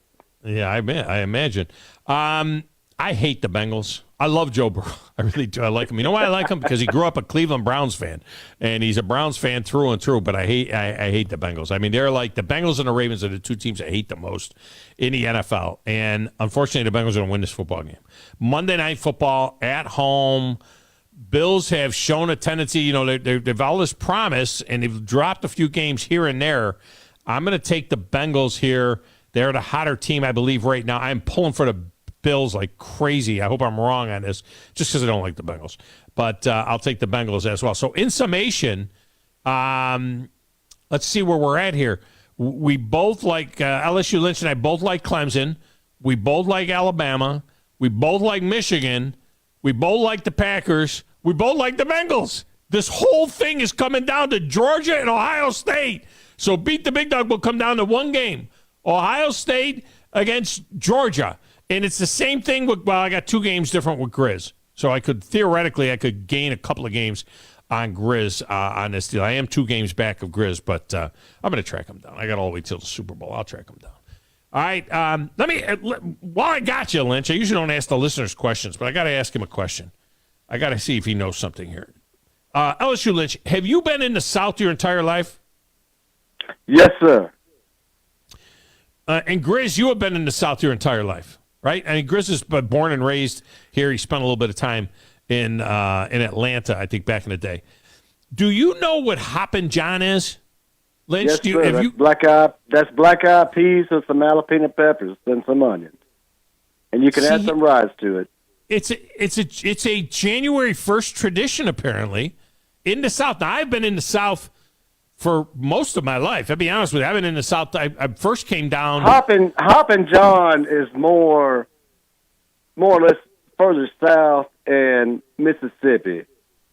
So up here in the north, it's just turnip greens, the hog jaw fried, and some black eyed peas, a little ham hock. Yep. The Hoppin' John's is a little bit more creative, and it's more down south. So, Grizz, you now Hoppin' John, according to what I'm looking at here, it was actually what started in the Carolinas. But so, Grizz, you have heard of this too, this Hoppin' John? Oh yeah, definitely. I've gotten the pork before with the beans and the collard greens. I've gotten it actually working at Nick's multiple times, and I've gotten it around the family as well. Now, is it? Both of you guys can answer it. Is it a January 1 tradition? Is it like a New Year's Day tradition to have Hoppin' John on New Year's Day for Southerners? Does that make sense? Lynch? I don't do it, but I've like everywhere I've gone, like, especially working in restaurants, like I've gotten it around here, so I would think, yeah. Yeah, but is it New Year's Day? Is what I'm saying. New Year's Day. Yes. I'm reading it. I think it's something that you eat on New Year's Day. Yeah, that's why they got it. People would give it to me, so I would eat it on the day. So Lynch, does that make sense to you too? So it's kind of a New Year's Day thing. Yes. I mean, I'm 52, born and raised here in Alabama, and like I said, we grew up on the traditional. That's a little bit different spin on it, and like I said, it's a little more southern, a little more south. Yeah. For that. It's traditional. You eat it for good luck. You get cornbread, whatever. Now I'm 62, and I've been in the South since I was 20. Right, so 42 years, and I went back north for a little while. But most of my life, I've actually been either Florida or Alabama or Tennessee. So, and I'd never even heard of this. All right, Lynch. Well, I appreciate you. Have a happy New Year. Good luck with this deal. Best phone call today. Thank you so much for calling me back. All right, man. Appreciate you. Come on, brother. Yeah, he called in. We dropped him. Grizz hit the redial button, and we got him back. All right, so this is what it says, Grizz. It says, Hoppin' John, a traditional Southern dish for New Year's Day. All right, welcome in the new year with Hoppin' John, a traditional New Year's Day dish, and luck will follow you all year long. Hoppin' John is a dish traditionally eaten in the southern United States on New Year's Day, dating back to the early 1800s, made with black-eyed peas, a.k.a. cowpeas, rice, and meat, usually pork, in the form of bacon or ham. The meal can also include collard greens and cornbread. That's what you said you had with it, I think, collard green and cornbread. Yes. Hoppin' John is also known as Happy Jack, Happy John, and Hop-in John. Now, it says, for some, the tradition of eating Hoppin' John begins at midnight on New Year's Eve, when the dish is served with its champagne toast. New Year's Day is the traditional day to eat Hoppin' John. Any leftovers can be enjoyed on later days, but be aware that the name of the dish changes to Skippin' Jenny. All right? After New Year's Day, it's Skippin' Jenny. Not Hoppin' John anymore. Stretching the dish into leftovers demonstrates your sense of frugality, and promises even greater prosperity in the new year. Now, it's the ingredients that makes it special. Black-eyed peas represent coins. Collard greens represent greenbacks, dollars, cash. Cornbread represents gold. Pork, especially ham hocks. I've never had a ham hock in my life, and I love pork. Oh man, they're good. Ham hocks. I'm just getting into pork rinds. Are you kidding me? Ham hocks. I mean, don't go make me have a ham hock. Ham hocks recall the cheap. Oh God, it sounds gross. Pork ham hocks recall the cheap cuts of meat provided to enslaved people. Tomatoes, if included, represent health, and sometimes the cook slips a dime. Have you ever heard of this? The cook slips a dime into the dish before serving, and wealth awaits the diner who gets the dime. What if you choke on a dime or you bite the dime and break your tooth? It's like the baby in the cake. What? What baby? In New Orleans with the little cake they put the baby in it. They put the little plastic baby in it. I never heard of that either. Oh, my gosh. People got some crazy traditions, man. I never heard of putting no baby in no cake. Some say that good luck visits those who count the black-eyed peas on their plate for a hint at the amount of luck or wealth that will ensure. So you've never had king cake, pork rinds, and you've never had Hoppin' John? No. So, yeah, it's called king cake, by the way. Yeah, they put like a little plastic baby in it. It's for, like during Mardi Gras. No, never been to Mardi Gras. Never had a bead thrown at me. The custom of eating all but 3 of the black-eyed peas on your plate promises a trio of benefits: luck, wealth, and romance. Grizz, leave 3. I need to eat more. No, but leave 3. When however many black-eyed peas you eat, you need to leave 3 for luck, wealth, and romance. Okay. I never knew that. I'm glad I'm getting the history on it. I've always known about it. I just didn't know the history on it. Hoppin' John is considered Southern cuisine, mainly associated with North and South Carolina, but especially in the Sea Islands off the coast of South Carolina and Georgia. Historians believe that the recipe was created by people from Africa who were enslaved. They had introduced black-eyed peas to America and grew them in small gardens on rice plantations. Some sources suggest that cattle grazed on black-eyed peas in the Carolinas in the early 1700s. The peas helped to suppress weeds and added nutrition to the soil and therefore the livestock. So there you go. Who knew? That was a history with the big dog right there. You learned something here. Yeah, I mean, that is a history with the big dog. Where the name comes from, one source suggests that Hoppin' John was a handicapped man who cooked and sold the dish in Charleston, South Carolina, 1841. He was hopping around. He was a handicapped guy. One tradition has children hopping around the dinner table as the dish was brought in from the kitchen. I can see Grizz doing that. Just hopping around. I actually had that in your little box. You're probably reading it from somewhere else, but I had that. No, I'm reading from. The name derives from a French term to dry peas. Okay. Yeah. All right, there you go. Poi pigeons? What's a poi pigeon? Pigeon, maybe. Pigeon. Poi pigeon. Poi pigeons. It says poi pigeons. That's what I'm saying. I have the recipe for the Hoppin' John right there in case anybody wants it. If anybody wants it, just send me a text message and I won't send it to you. Hoppin' John. Who knew? That's just crazy that you didn't know about that.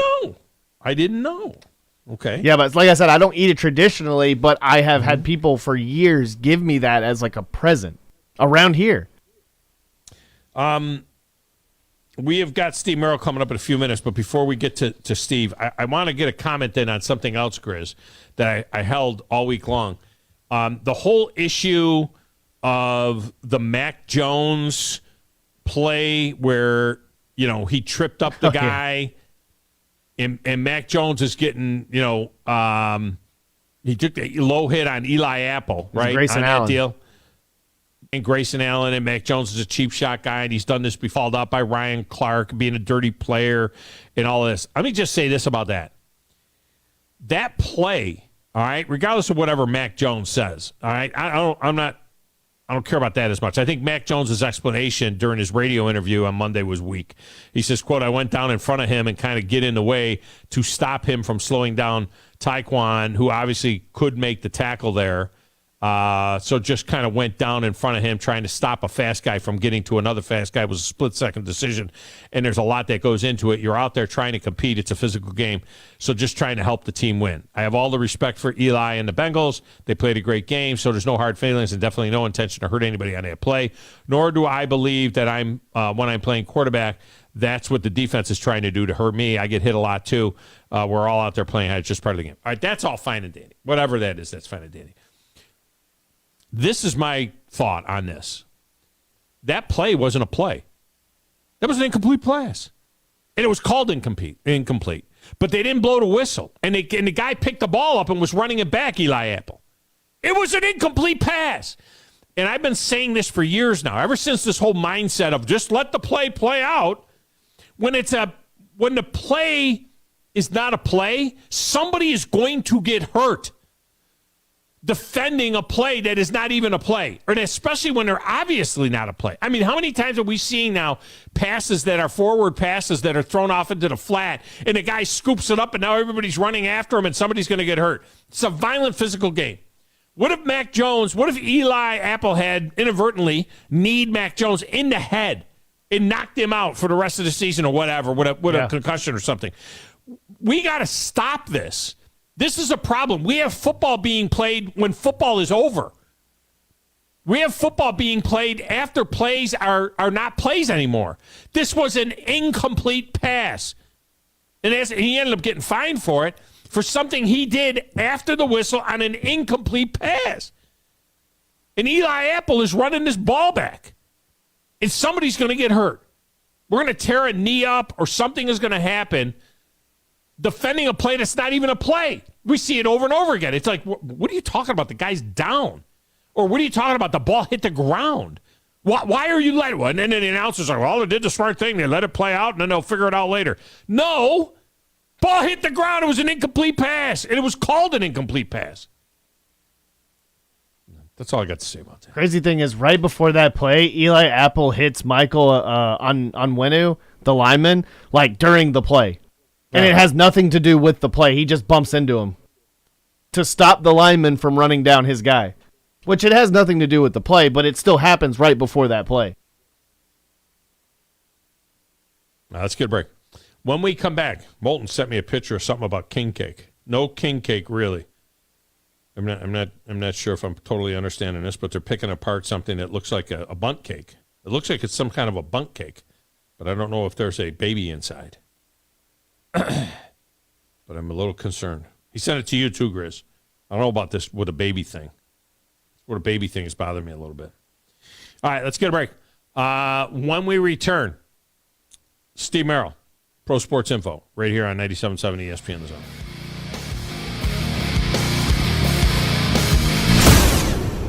Ann Adams with Berkshire Hathaway Rise Real Estate is the one name to know if you're buying or selling real estate. With years of local experience, Ann Adams offers buyers in-depth knowledge of the local housing market and will narrow available properties down to those you'll be interested in so you can save time when shopping for your new home. If you're ready to sell, Ann offers a seamless process using accurate pricing and expert negotiation skills to make sure you get a fair price for your home. Call Ann Adams today at 256-337-2625 or log on bhhsriserealestate.com. The kitchen is the heart of any home. It's where the family gathers. It's where kids discover old recipes and make them their own. Just starting out or just now getting started on the dream kitchen you've always wanted? I'm Chris Haygood, and from all of us here at Bob Wallace Appliance to the home builders and the homeowners of the Huntsville area, a heartfelt thank you for buying local. We're in Huntsville, Florence, and Coleman, and online at bobwallaceappliance.com. No need to get your tinsel in a tangle. The Alabama Boat Sale at Rambo Marine in Hazel Green is coming up January 13th through the 15th. With over 200 units in stock ready to be delivered, Rambo Marine will personally gift wrap it for you. Seal the deal today and you'll enjoy the No-Show More Dough Rambo Marine Special, a $3,000 additional discount. Mark your calendars for January 13th through the 15th to join us at the Alabama Boat Sale at Rambo Marine in Hazel Green. Ho, ho, ho! Santa approved. Terms and conditions posted at textplan.us. Texting enrolls for recurring automated marketing messages. Message and data rates may apply. Reply STOP to opt out. Terms and conditions apply. Visit ISSA online for details. Tired of the 9-to-5 grind? Looking for something different that's flexible, fulfilling, and pays well? How'd you like to get paid to work out? Now you can with ISSA, the global leader in personal fitness certification. There's a huge demand for certified personal trainers right now. And once you get ISSA certified, they guarantee you'll get a job. Trainers can make as much as $200 an hour. Yes, I said $200 an hour. And with ISSA, you can be certified in as little as 4 weeks. Just text BENCH to 323232 now to get started for free. You do everything at your own pace and 100% online. Pursue your passion in specializations like yoga, nutrition, or strength training. Live life on your terms. Get certified and train like you want. Start your own business, work at a gym, or make health and fitness your side hustle. Whatever works for you. Just don't wait. Get started today and be certified in as little as 4 weeks. Just text BENCH to 323232 right now to get started for free. Text the word BENCH to 323232. Text BENCH to 323232. You've got to experience Toyotathon at Bill Penny Toyota. They've got the selection with over 700 new Toyotas to choose from. And they've got the extras with Bill Penny perks and a 10-year unlimited warranty. So get on over to Bill Penny Toyota today and experience Toyota-thon. Bill Penny Toyota in Huntsville and online at BillPennyToyota.com. Bill Penny's Toyota 10-year unlimited warranty is valid through the 10th year of ownership. Valid on new vehicles only. See dealer for details. No representation is made that the quality of legal services to be performed is greater than the quality of legal services performed by other lawyers. A wise man once said, "If you take care of old folks and children, everything in the middle will take care of itself." Hi, I'm Danny Aldridge, lawyer in Alabama and Tennessee. In the next 20 years, the number of those folks over 65 years of age will more than double. In our golden years, the most important goal is to be treated with dignity and have control over doing what makes you grateful with those you love. At the Aldridge Law Firm and the Legal Town Center, we're dedicated to help you with these goals, and we'll be there when life throws you those inevitable curveballs. Let us assist you with your legal needs, whatever they may be or become. You may reach us by phone at 256-534-3188 or online with Dan at danaldridgelaw.com. Just remember, we're here to help. Whether it's personal injury, wrongful death, fraud and cheat, or estate planning made complete, we're here to help. Merry Christmas, everyone. Bob Baumhauer here. Are you out of ideas for those stocking stuffers? Our selection of delicious signature sauces make great stocking stuffers for that chef of the house. Kick up your favorite holiday dish with our legendary hot sauce. If you enjoy our char-grilled black and white chicken, then grab a bottle of our fabulous legendary white barbecue sauce. Would you like to have a Bam Bam shrimp on your holiday menu? That's easy. Just pick up a bottle of Baumhauer's Thai sweet chili sauce. Baumhauer's Victory Grill. Legendary fun, legendary food.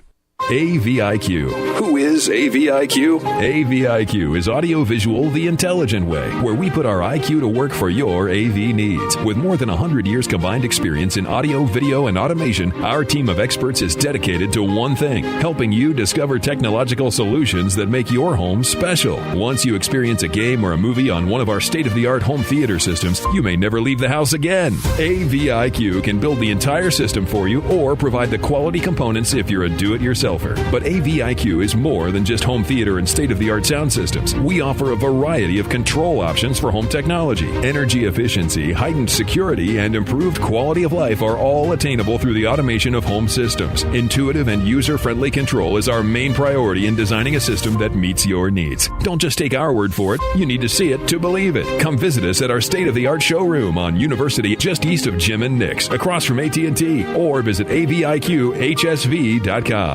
From the Nick Saban Show. We talk about finishing. That's like the number one word. To Alabama football. Touchdown, Alabama! We are 97.7 ESPN, The Zone.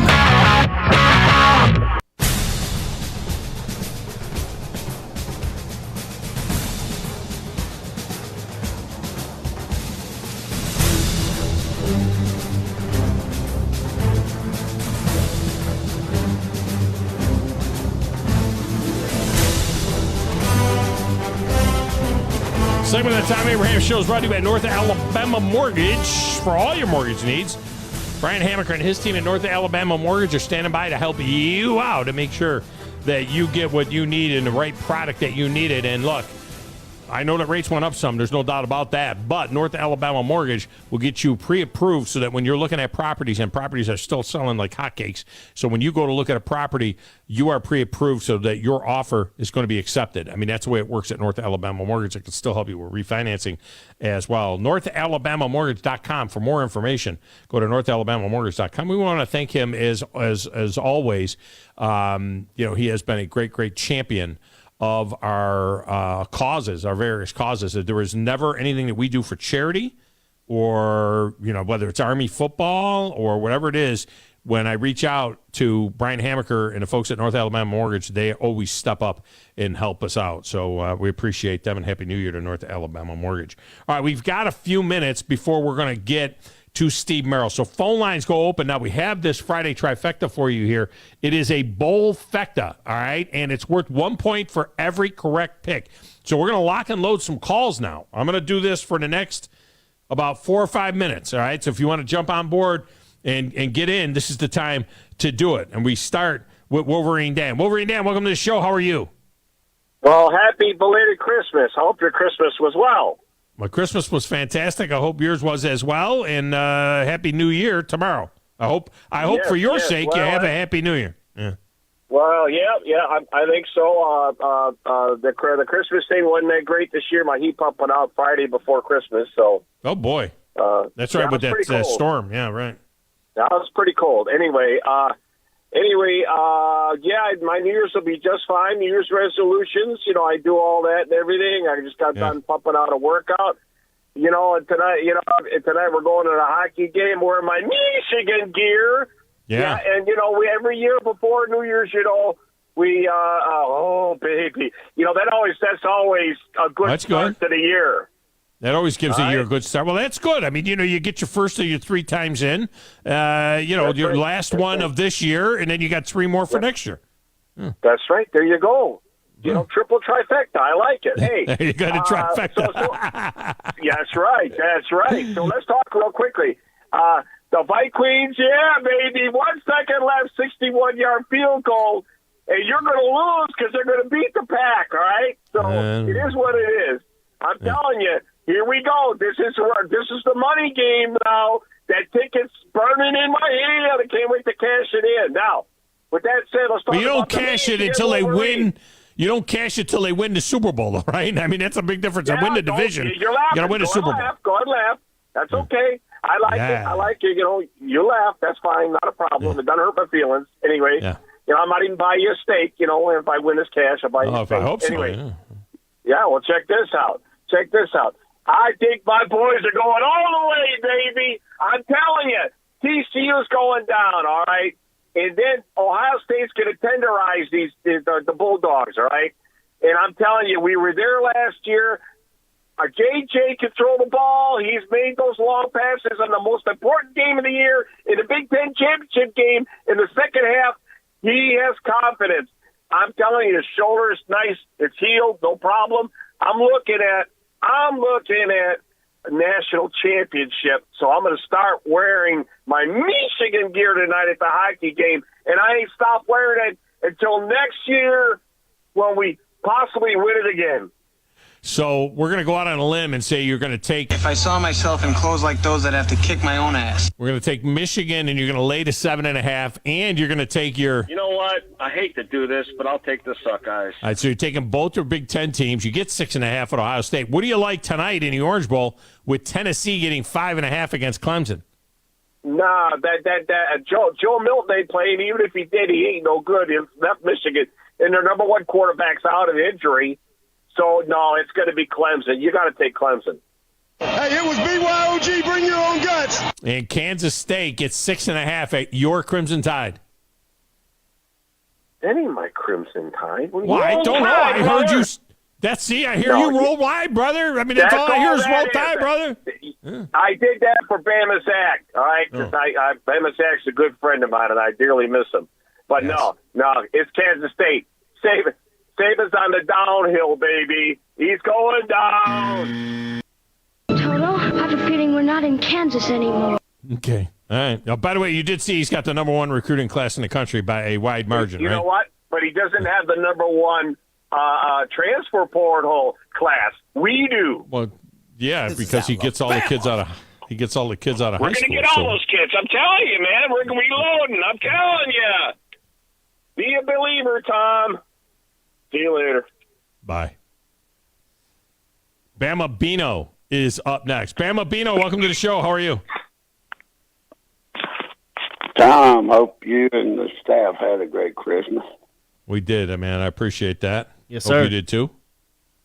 I told. I think it was Chad. I told him. I said, "Man, I miss y'all. I miss all of the locals. Every morning, I just go down to the farm. It's happy, take a shower, do my coffee and all that. And, turn on 97.7 and Keyshawn J. Will. I swear, if you trap a mouse in a jar, there's only so much you can say about trapping that mouse in a jar. But I bet you they could take 2 hours to describe how you trap that mouse in a jar.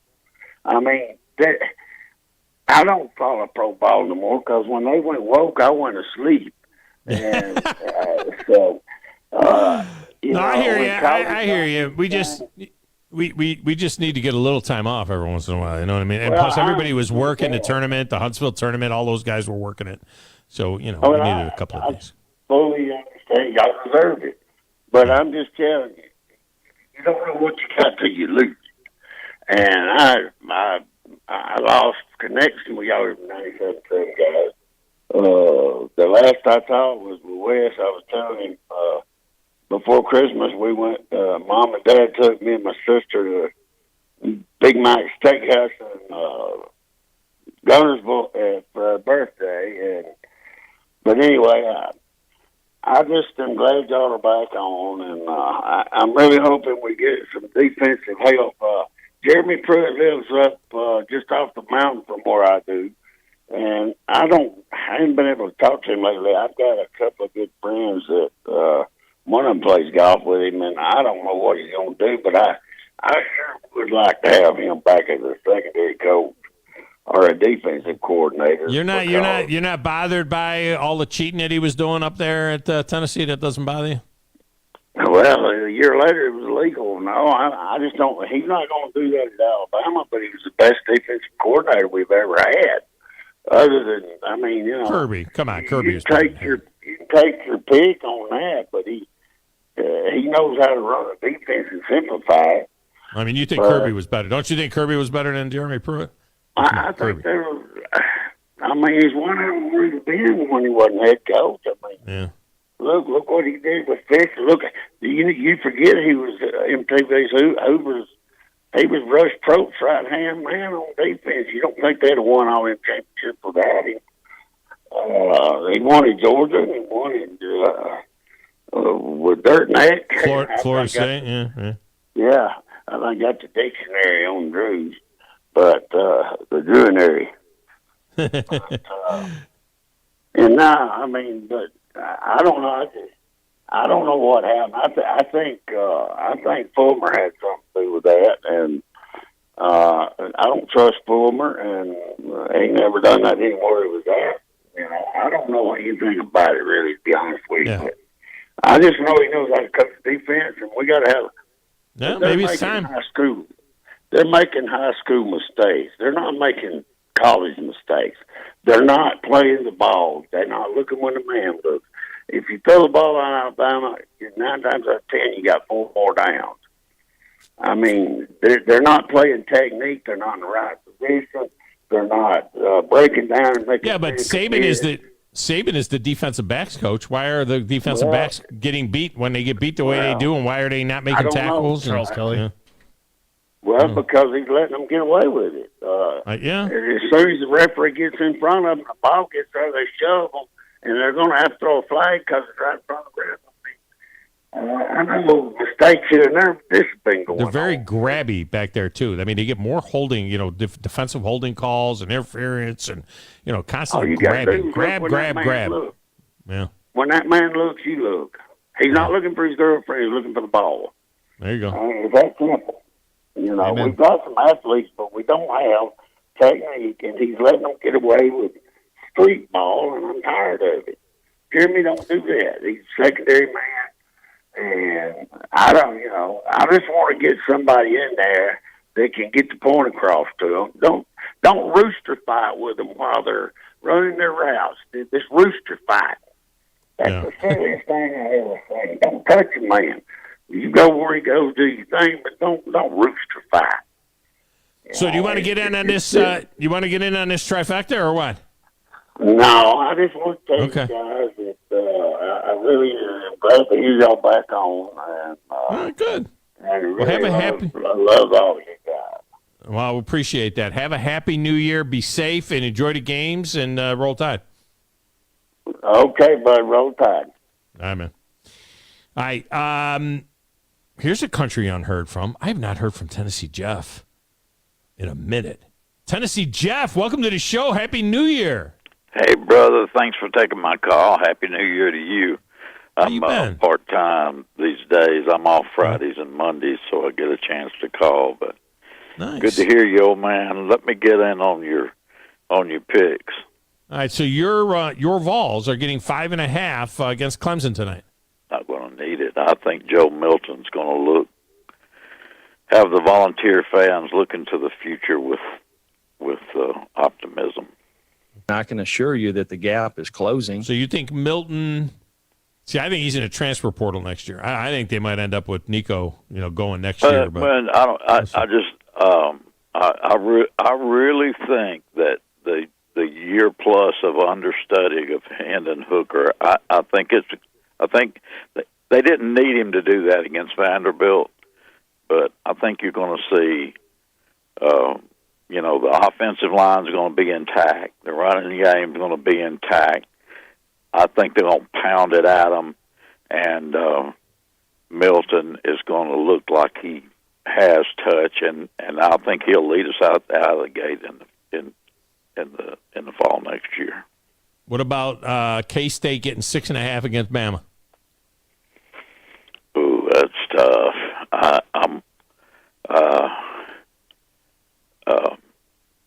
I think Alabama will win, but maybe not by 7 or more. Toto, I have a feeling we're not in Kansas anymore. TCU gets 7.5 against Michigan. I'll take TCU in the points. Give them hell, TCU. And Ohio State gets 6.5 against Georgia. They need a lot more than that. Georgia. They want to spread you out and still pound you. All right, Jeff. Well, it's good talking to you, man. Good hearing your voice, and don't be a stranger in the new year. Awesome. Great. Thanks. All right, thanks. All right, Grizz, are you telling me that I can talk to Steve still? I got time to talk. Don't I have another break? You sure? I don't want to get in trouble. Steve Merrill joins us from Pro Sports Info, Wager Talk, and Grizz is just like blowing. It's like NPR radio now, apparently. We're just going without commercials. Steve, welcome to the show. How are you? Doing well, man. Appreciate you squeezing me on. Well, no, I appreciate you getting in there, and it was interesting. I read your thing yesterday about the Thursday night game and the fact that you weren't willing to take and lay 13.5, and you weren't going to take 13.5, and the game ended on 13. And did you hear Al Michaels make the little mention about the totals and the sides at the end of the game? Yeah, landed on 14. The closing line was 13.5 to 14, and about a day earlier it was 10.5 until Tennessee started announcing everybody was out, and Derrick Henry being announced out yesterday afternoon moved it a couple more points. So it hovered all afternoon between 13.5, 14. Dallas wins by exactly 14, and the total goes from like 43 down to 40.5, and it lands 40. The Dallas team total was 27, exactly lands on 27. And the Titan team total was 13.5, lands on 13. If anybody out there doesn't think the odds makers somewhat know what they're doing, they're mistaken. What about last week? I mean, it was crazy. We had our Beat the Big Dog picks, which I went 5-1 in. And, I mean, every game landed on the hook. I mean, it was the Cowboys and the Eagles and the Bengals game and the Steelers and the Raiders. And I think we had 4 out of the 6 games that were in there all landed right on the hook. I mean, they are sharp right now. Yeah, I actually tweeted this out last week at Steve Merrill, 2Rs1L on Twitter, that 75% of all NFL games this year have been decided by a single score or less, 3 out of 4. And obviously, if you're playing 6-point teasers, the NFL has always been the one edge that you can find with teaser bets, and they've been very effective. And that goes to exactly what you're talking about last week. The spreads are pretty tight. Yeah, we can't misconstrue that, though, because the NFL keeps sending us that information as well, as that being good football. Close football, yes. No, good football, no. This has been a bad year for football. And we've got right now, I mean, both in the AFC and the NFC, we're going to have an 11, 12, 13 possibly win team on the road playing a playoff game at a sub-500 division champion out of the either the South or the AFC or the NFC. And I only count a total. There'll be 14 playoff teams. I count only a total of 9 teams that are even worthy of being a playoff team. I mean, it's just bad. This was very top-heavy year in the NFL.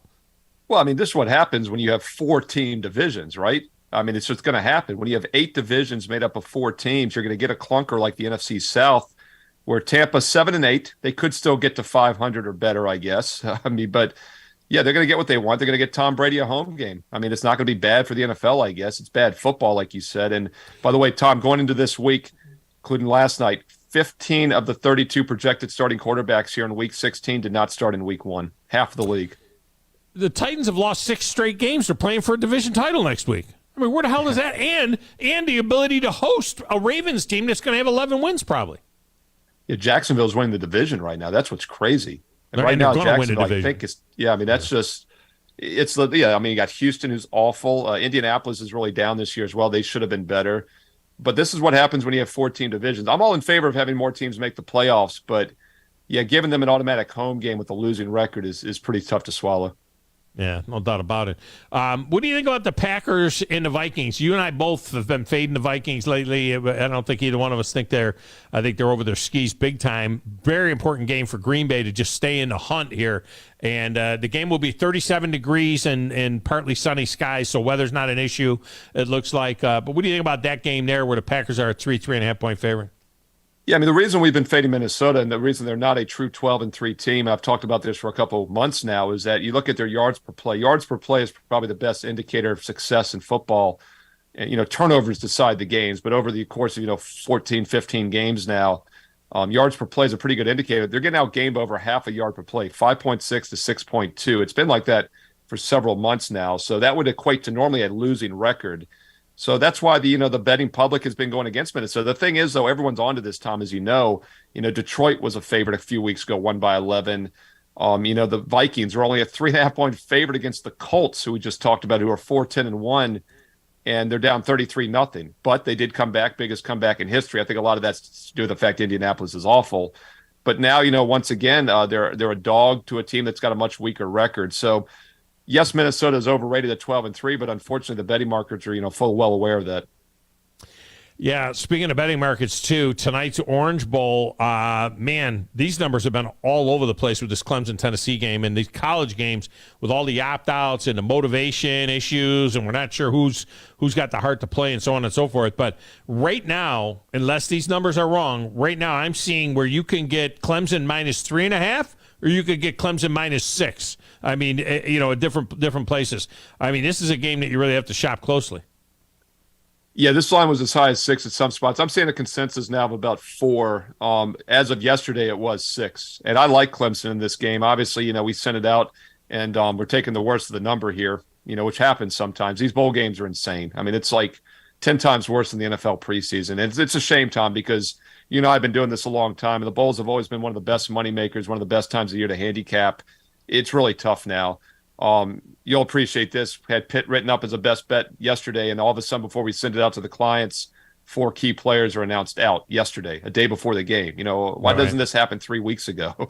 So we end up scratching that game. And obviously, this Clemson line has come down a little bit too, which is concerning. But I still think the spot is probably better for the Tigers. And Clemson last year finished as strong as anybody in the country. I know this year they probably did have aspirations of a top 4. So did Tennessee, though. And I think of the two teams that are both in kind of letdown spots, I think Tennessee probably in a little bit more of a flat spot in this game. The one thing you can rely on college-wise probably is the national semifinal games. And if we look at those, I mean, TCU and Michigan opened around 9.5 or so. It's come down to about 7.5. Is that enough for TCU? Yeah, I mean, I'm going to get on my soapbox. So Ohio State's sitting out a couple players, apparently, guys that aren't going to play, that are in the transfer portal, and, the receivers worried about the draft status. I mean, I never thought we would see one of the national semifinal games have players opt out. This is just insane. This is how bad it's become. And you and I always kind of look forward, Tom. I think what's going to start happening is we're going to see guys in late November start to sit out regular season games. If they're sitting out bowl games, if you're a 5-5 team in November, why would you play the last 2 games in November? Like, how deep does this go? The NBA's obviously had problems with load management for a few seasons now as well. But you're right. I mean, the 2 games we should get a true clean handicap are these national semifinals. What's ironic, though, the last decade or so, that these haven't been very good games in general. About half of them in double-digit blowouts. And you would think on the surface, if one of these 2 games is going to end up with a double-digit win, it would be Michigan, obviously, over TCU. I still do not feel belongs here. Alabama, numerous teams would have been favored over TCU, as we know. But you also worry about Ohio State's mindset. I mean, Georgia's a team on a mission. They want to go undefeated, win the national title. And here you have some Ohio State guys not playing. So it's hard to make a case against the 2 favorites, although I think the Ohio State-Georgia game should be more competitive. I tell you what else we're seeing? We're seeing it starting to pop up in high school football. You know what I mean? We're starting to see guys that are not playing. They're like they've committed to some school, some major school, and they don't play their senior year. Right? We saw with Quinn Ewers, the kid that played quarterback for Texas in their bowl game. I mean, they're bailing out of their senior year because they're already committed somewhere and they don't want to take a chance of getting hurt. I mean, it's just kind of nuts, Yeah, the sad thing is that actually probably makes more sense than any of it, because like at least with these college football players, they could probably get an insurance policy against their NFL draft status or whatnot. They do offer those, but when you're a 16, 17-year-old kid in high school, you really can't do that. So I hate to see it as well, but it almost kind of makes some sense in that regard. However, where it does hurt you is the experience factor, obviously, right? Because you're losing a key year of experience your senior year in high school, and that also could keep you maybe from being as good and playing as much in college. So I do think that's a mistake for that reason, but I kind of get where they're coming from. Finally, I don't know if you saw this, but the Jimmy Shapiro sent these numbers over. I thought it was pretty cool. College football top 10 states in gambling success. All right. Washington was number 1, Maryland 2, Texas 3, Tennessee 4, Illinois 5, Alabama 6. So, basically Tennessee and Alabama, where you come out with me, people have gambling success, sports gambling success. So that's good. What do you mean by success? Quantify that for me. What does that mean? Well, they're best. They're winners. I guess they're best. They had the highest the win sportsbook rate. hold is the lowest, I guess, in those states. Yes, exactly. Yeah, bettors out of those states doing the best. Yeah. So Washington had the sharpest sports bettors in college football. Would not have seen and Nebraska, the state of Nebraska was the worst. Nebraska, Mississippi, West Virginia, and New York were the 4 worst. They have losers there. They can't hit water if they New fall York out makes of a boat. sense. Yeah, New York's got a lot of bettors, and they're probably not college football savvy, but I'm a little surprised by Washington. Good to see Tennessee and Alabama's paying attention to the big dog picks, so that's part of it. There you go. All right, Steve, Happy New Year. We appreciate you joining us. Good stuff. All right, we got to get out of here. We'll make room for Paul Feinbaum next on 97.7 ESPN The Zone.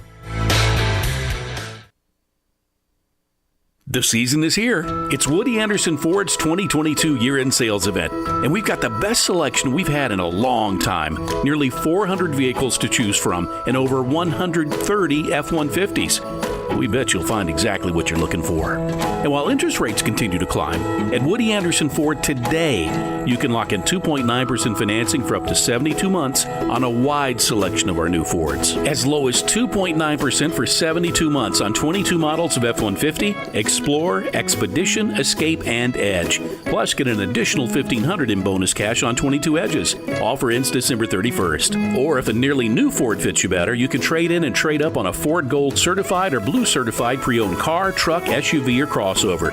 Great warranties, 24-hour roadside assistance, and you take them home with a full tank of gas and fresh oil change. Come on in for our 2022 year-end sales event. Woody Anderson Ford. Jordan and Sparkman. Hope to see you soon. Jim just laid an egg. Ho, ho, ho, Paul.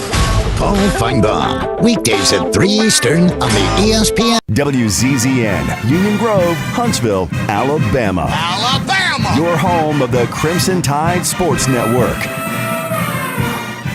Merry Christmas. Merry Christmas. Merry Christmas to you. And Happy New Year. Happy New Year. From 97.7 ESPN The Zone. Let's party!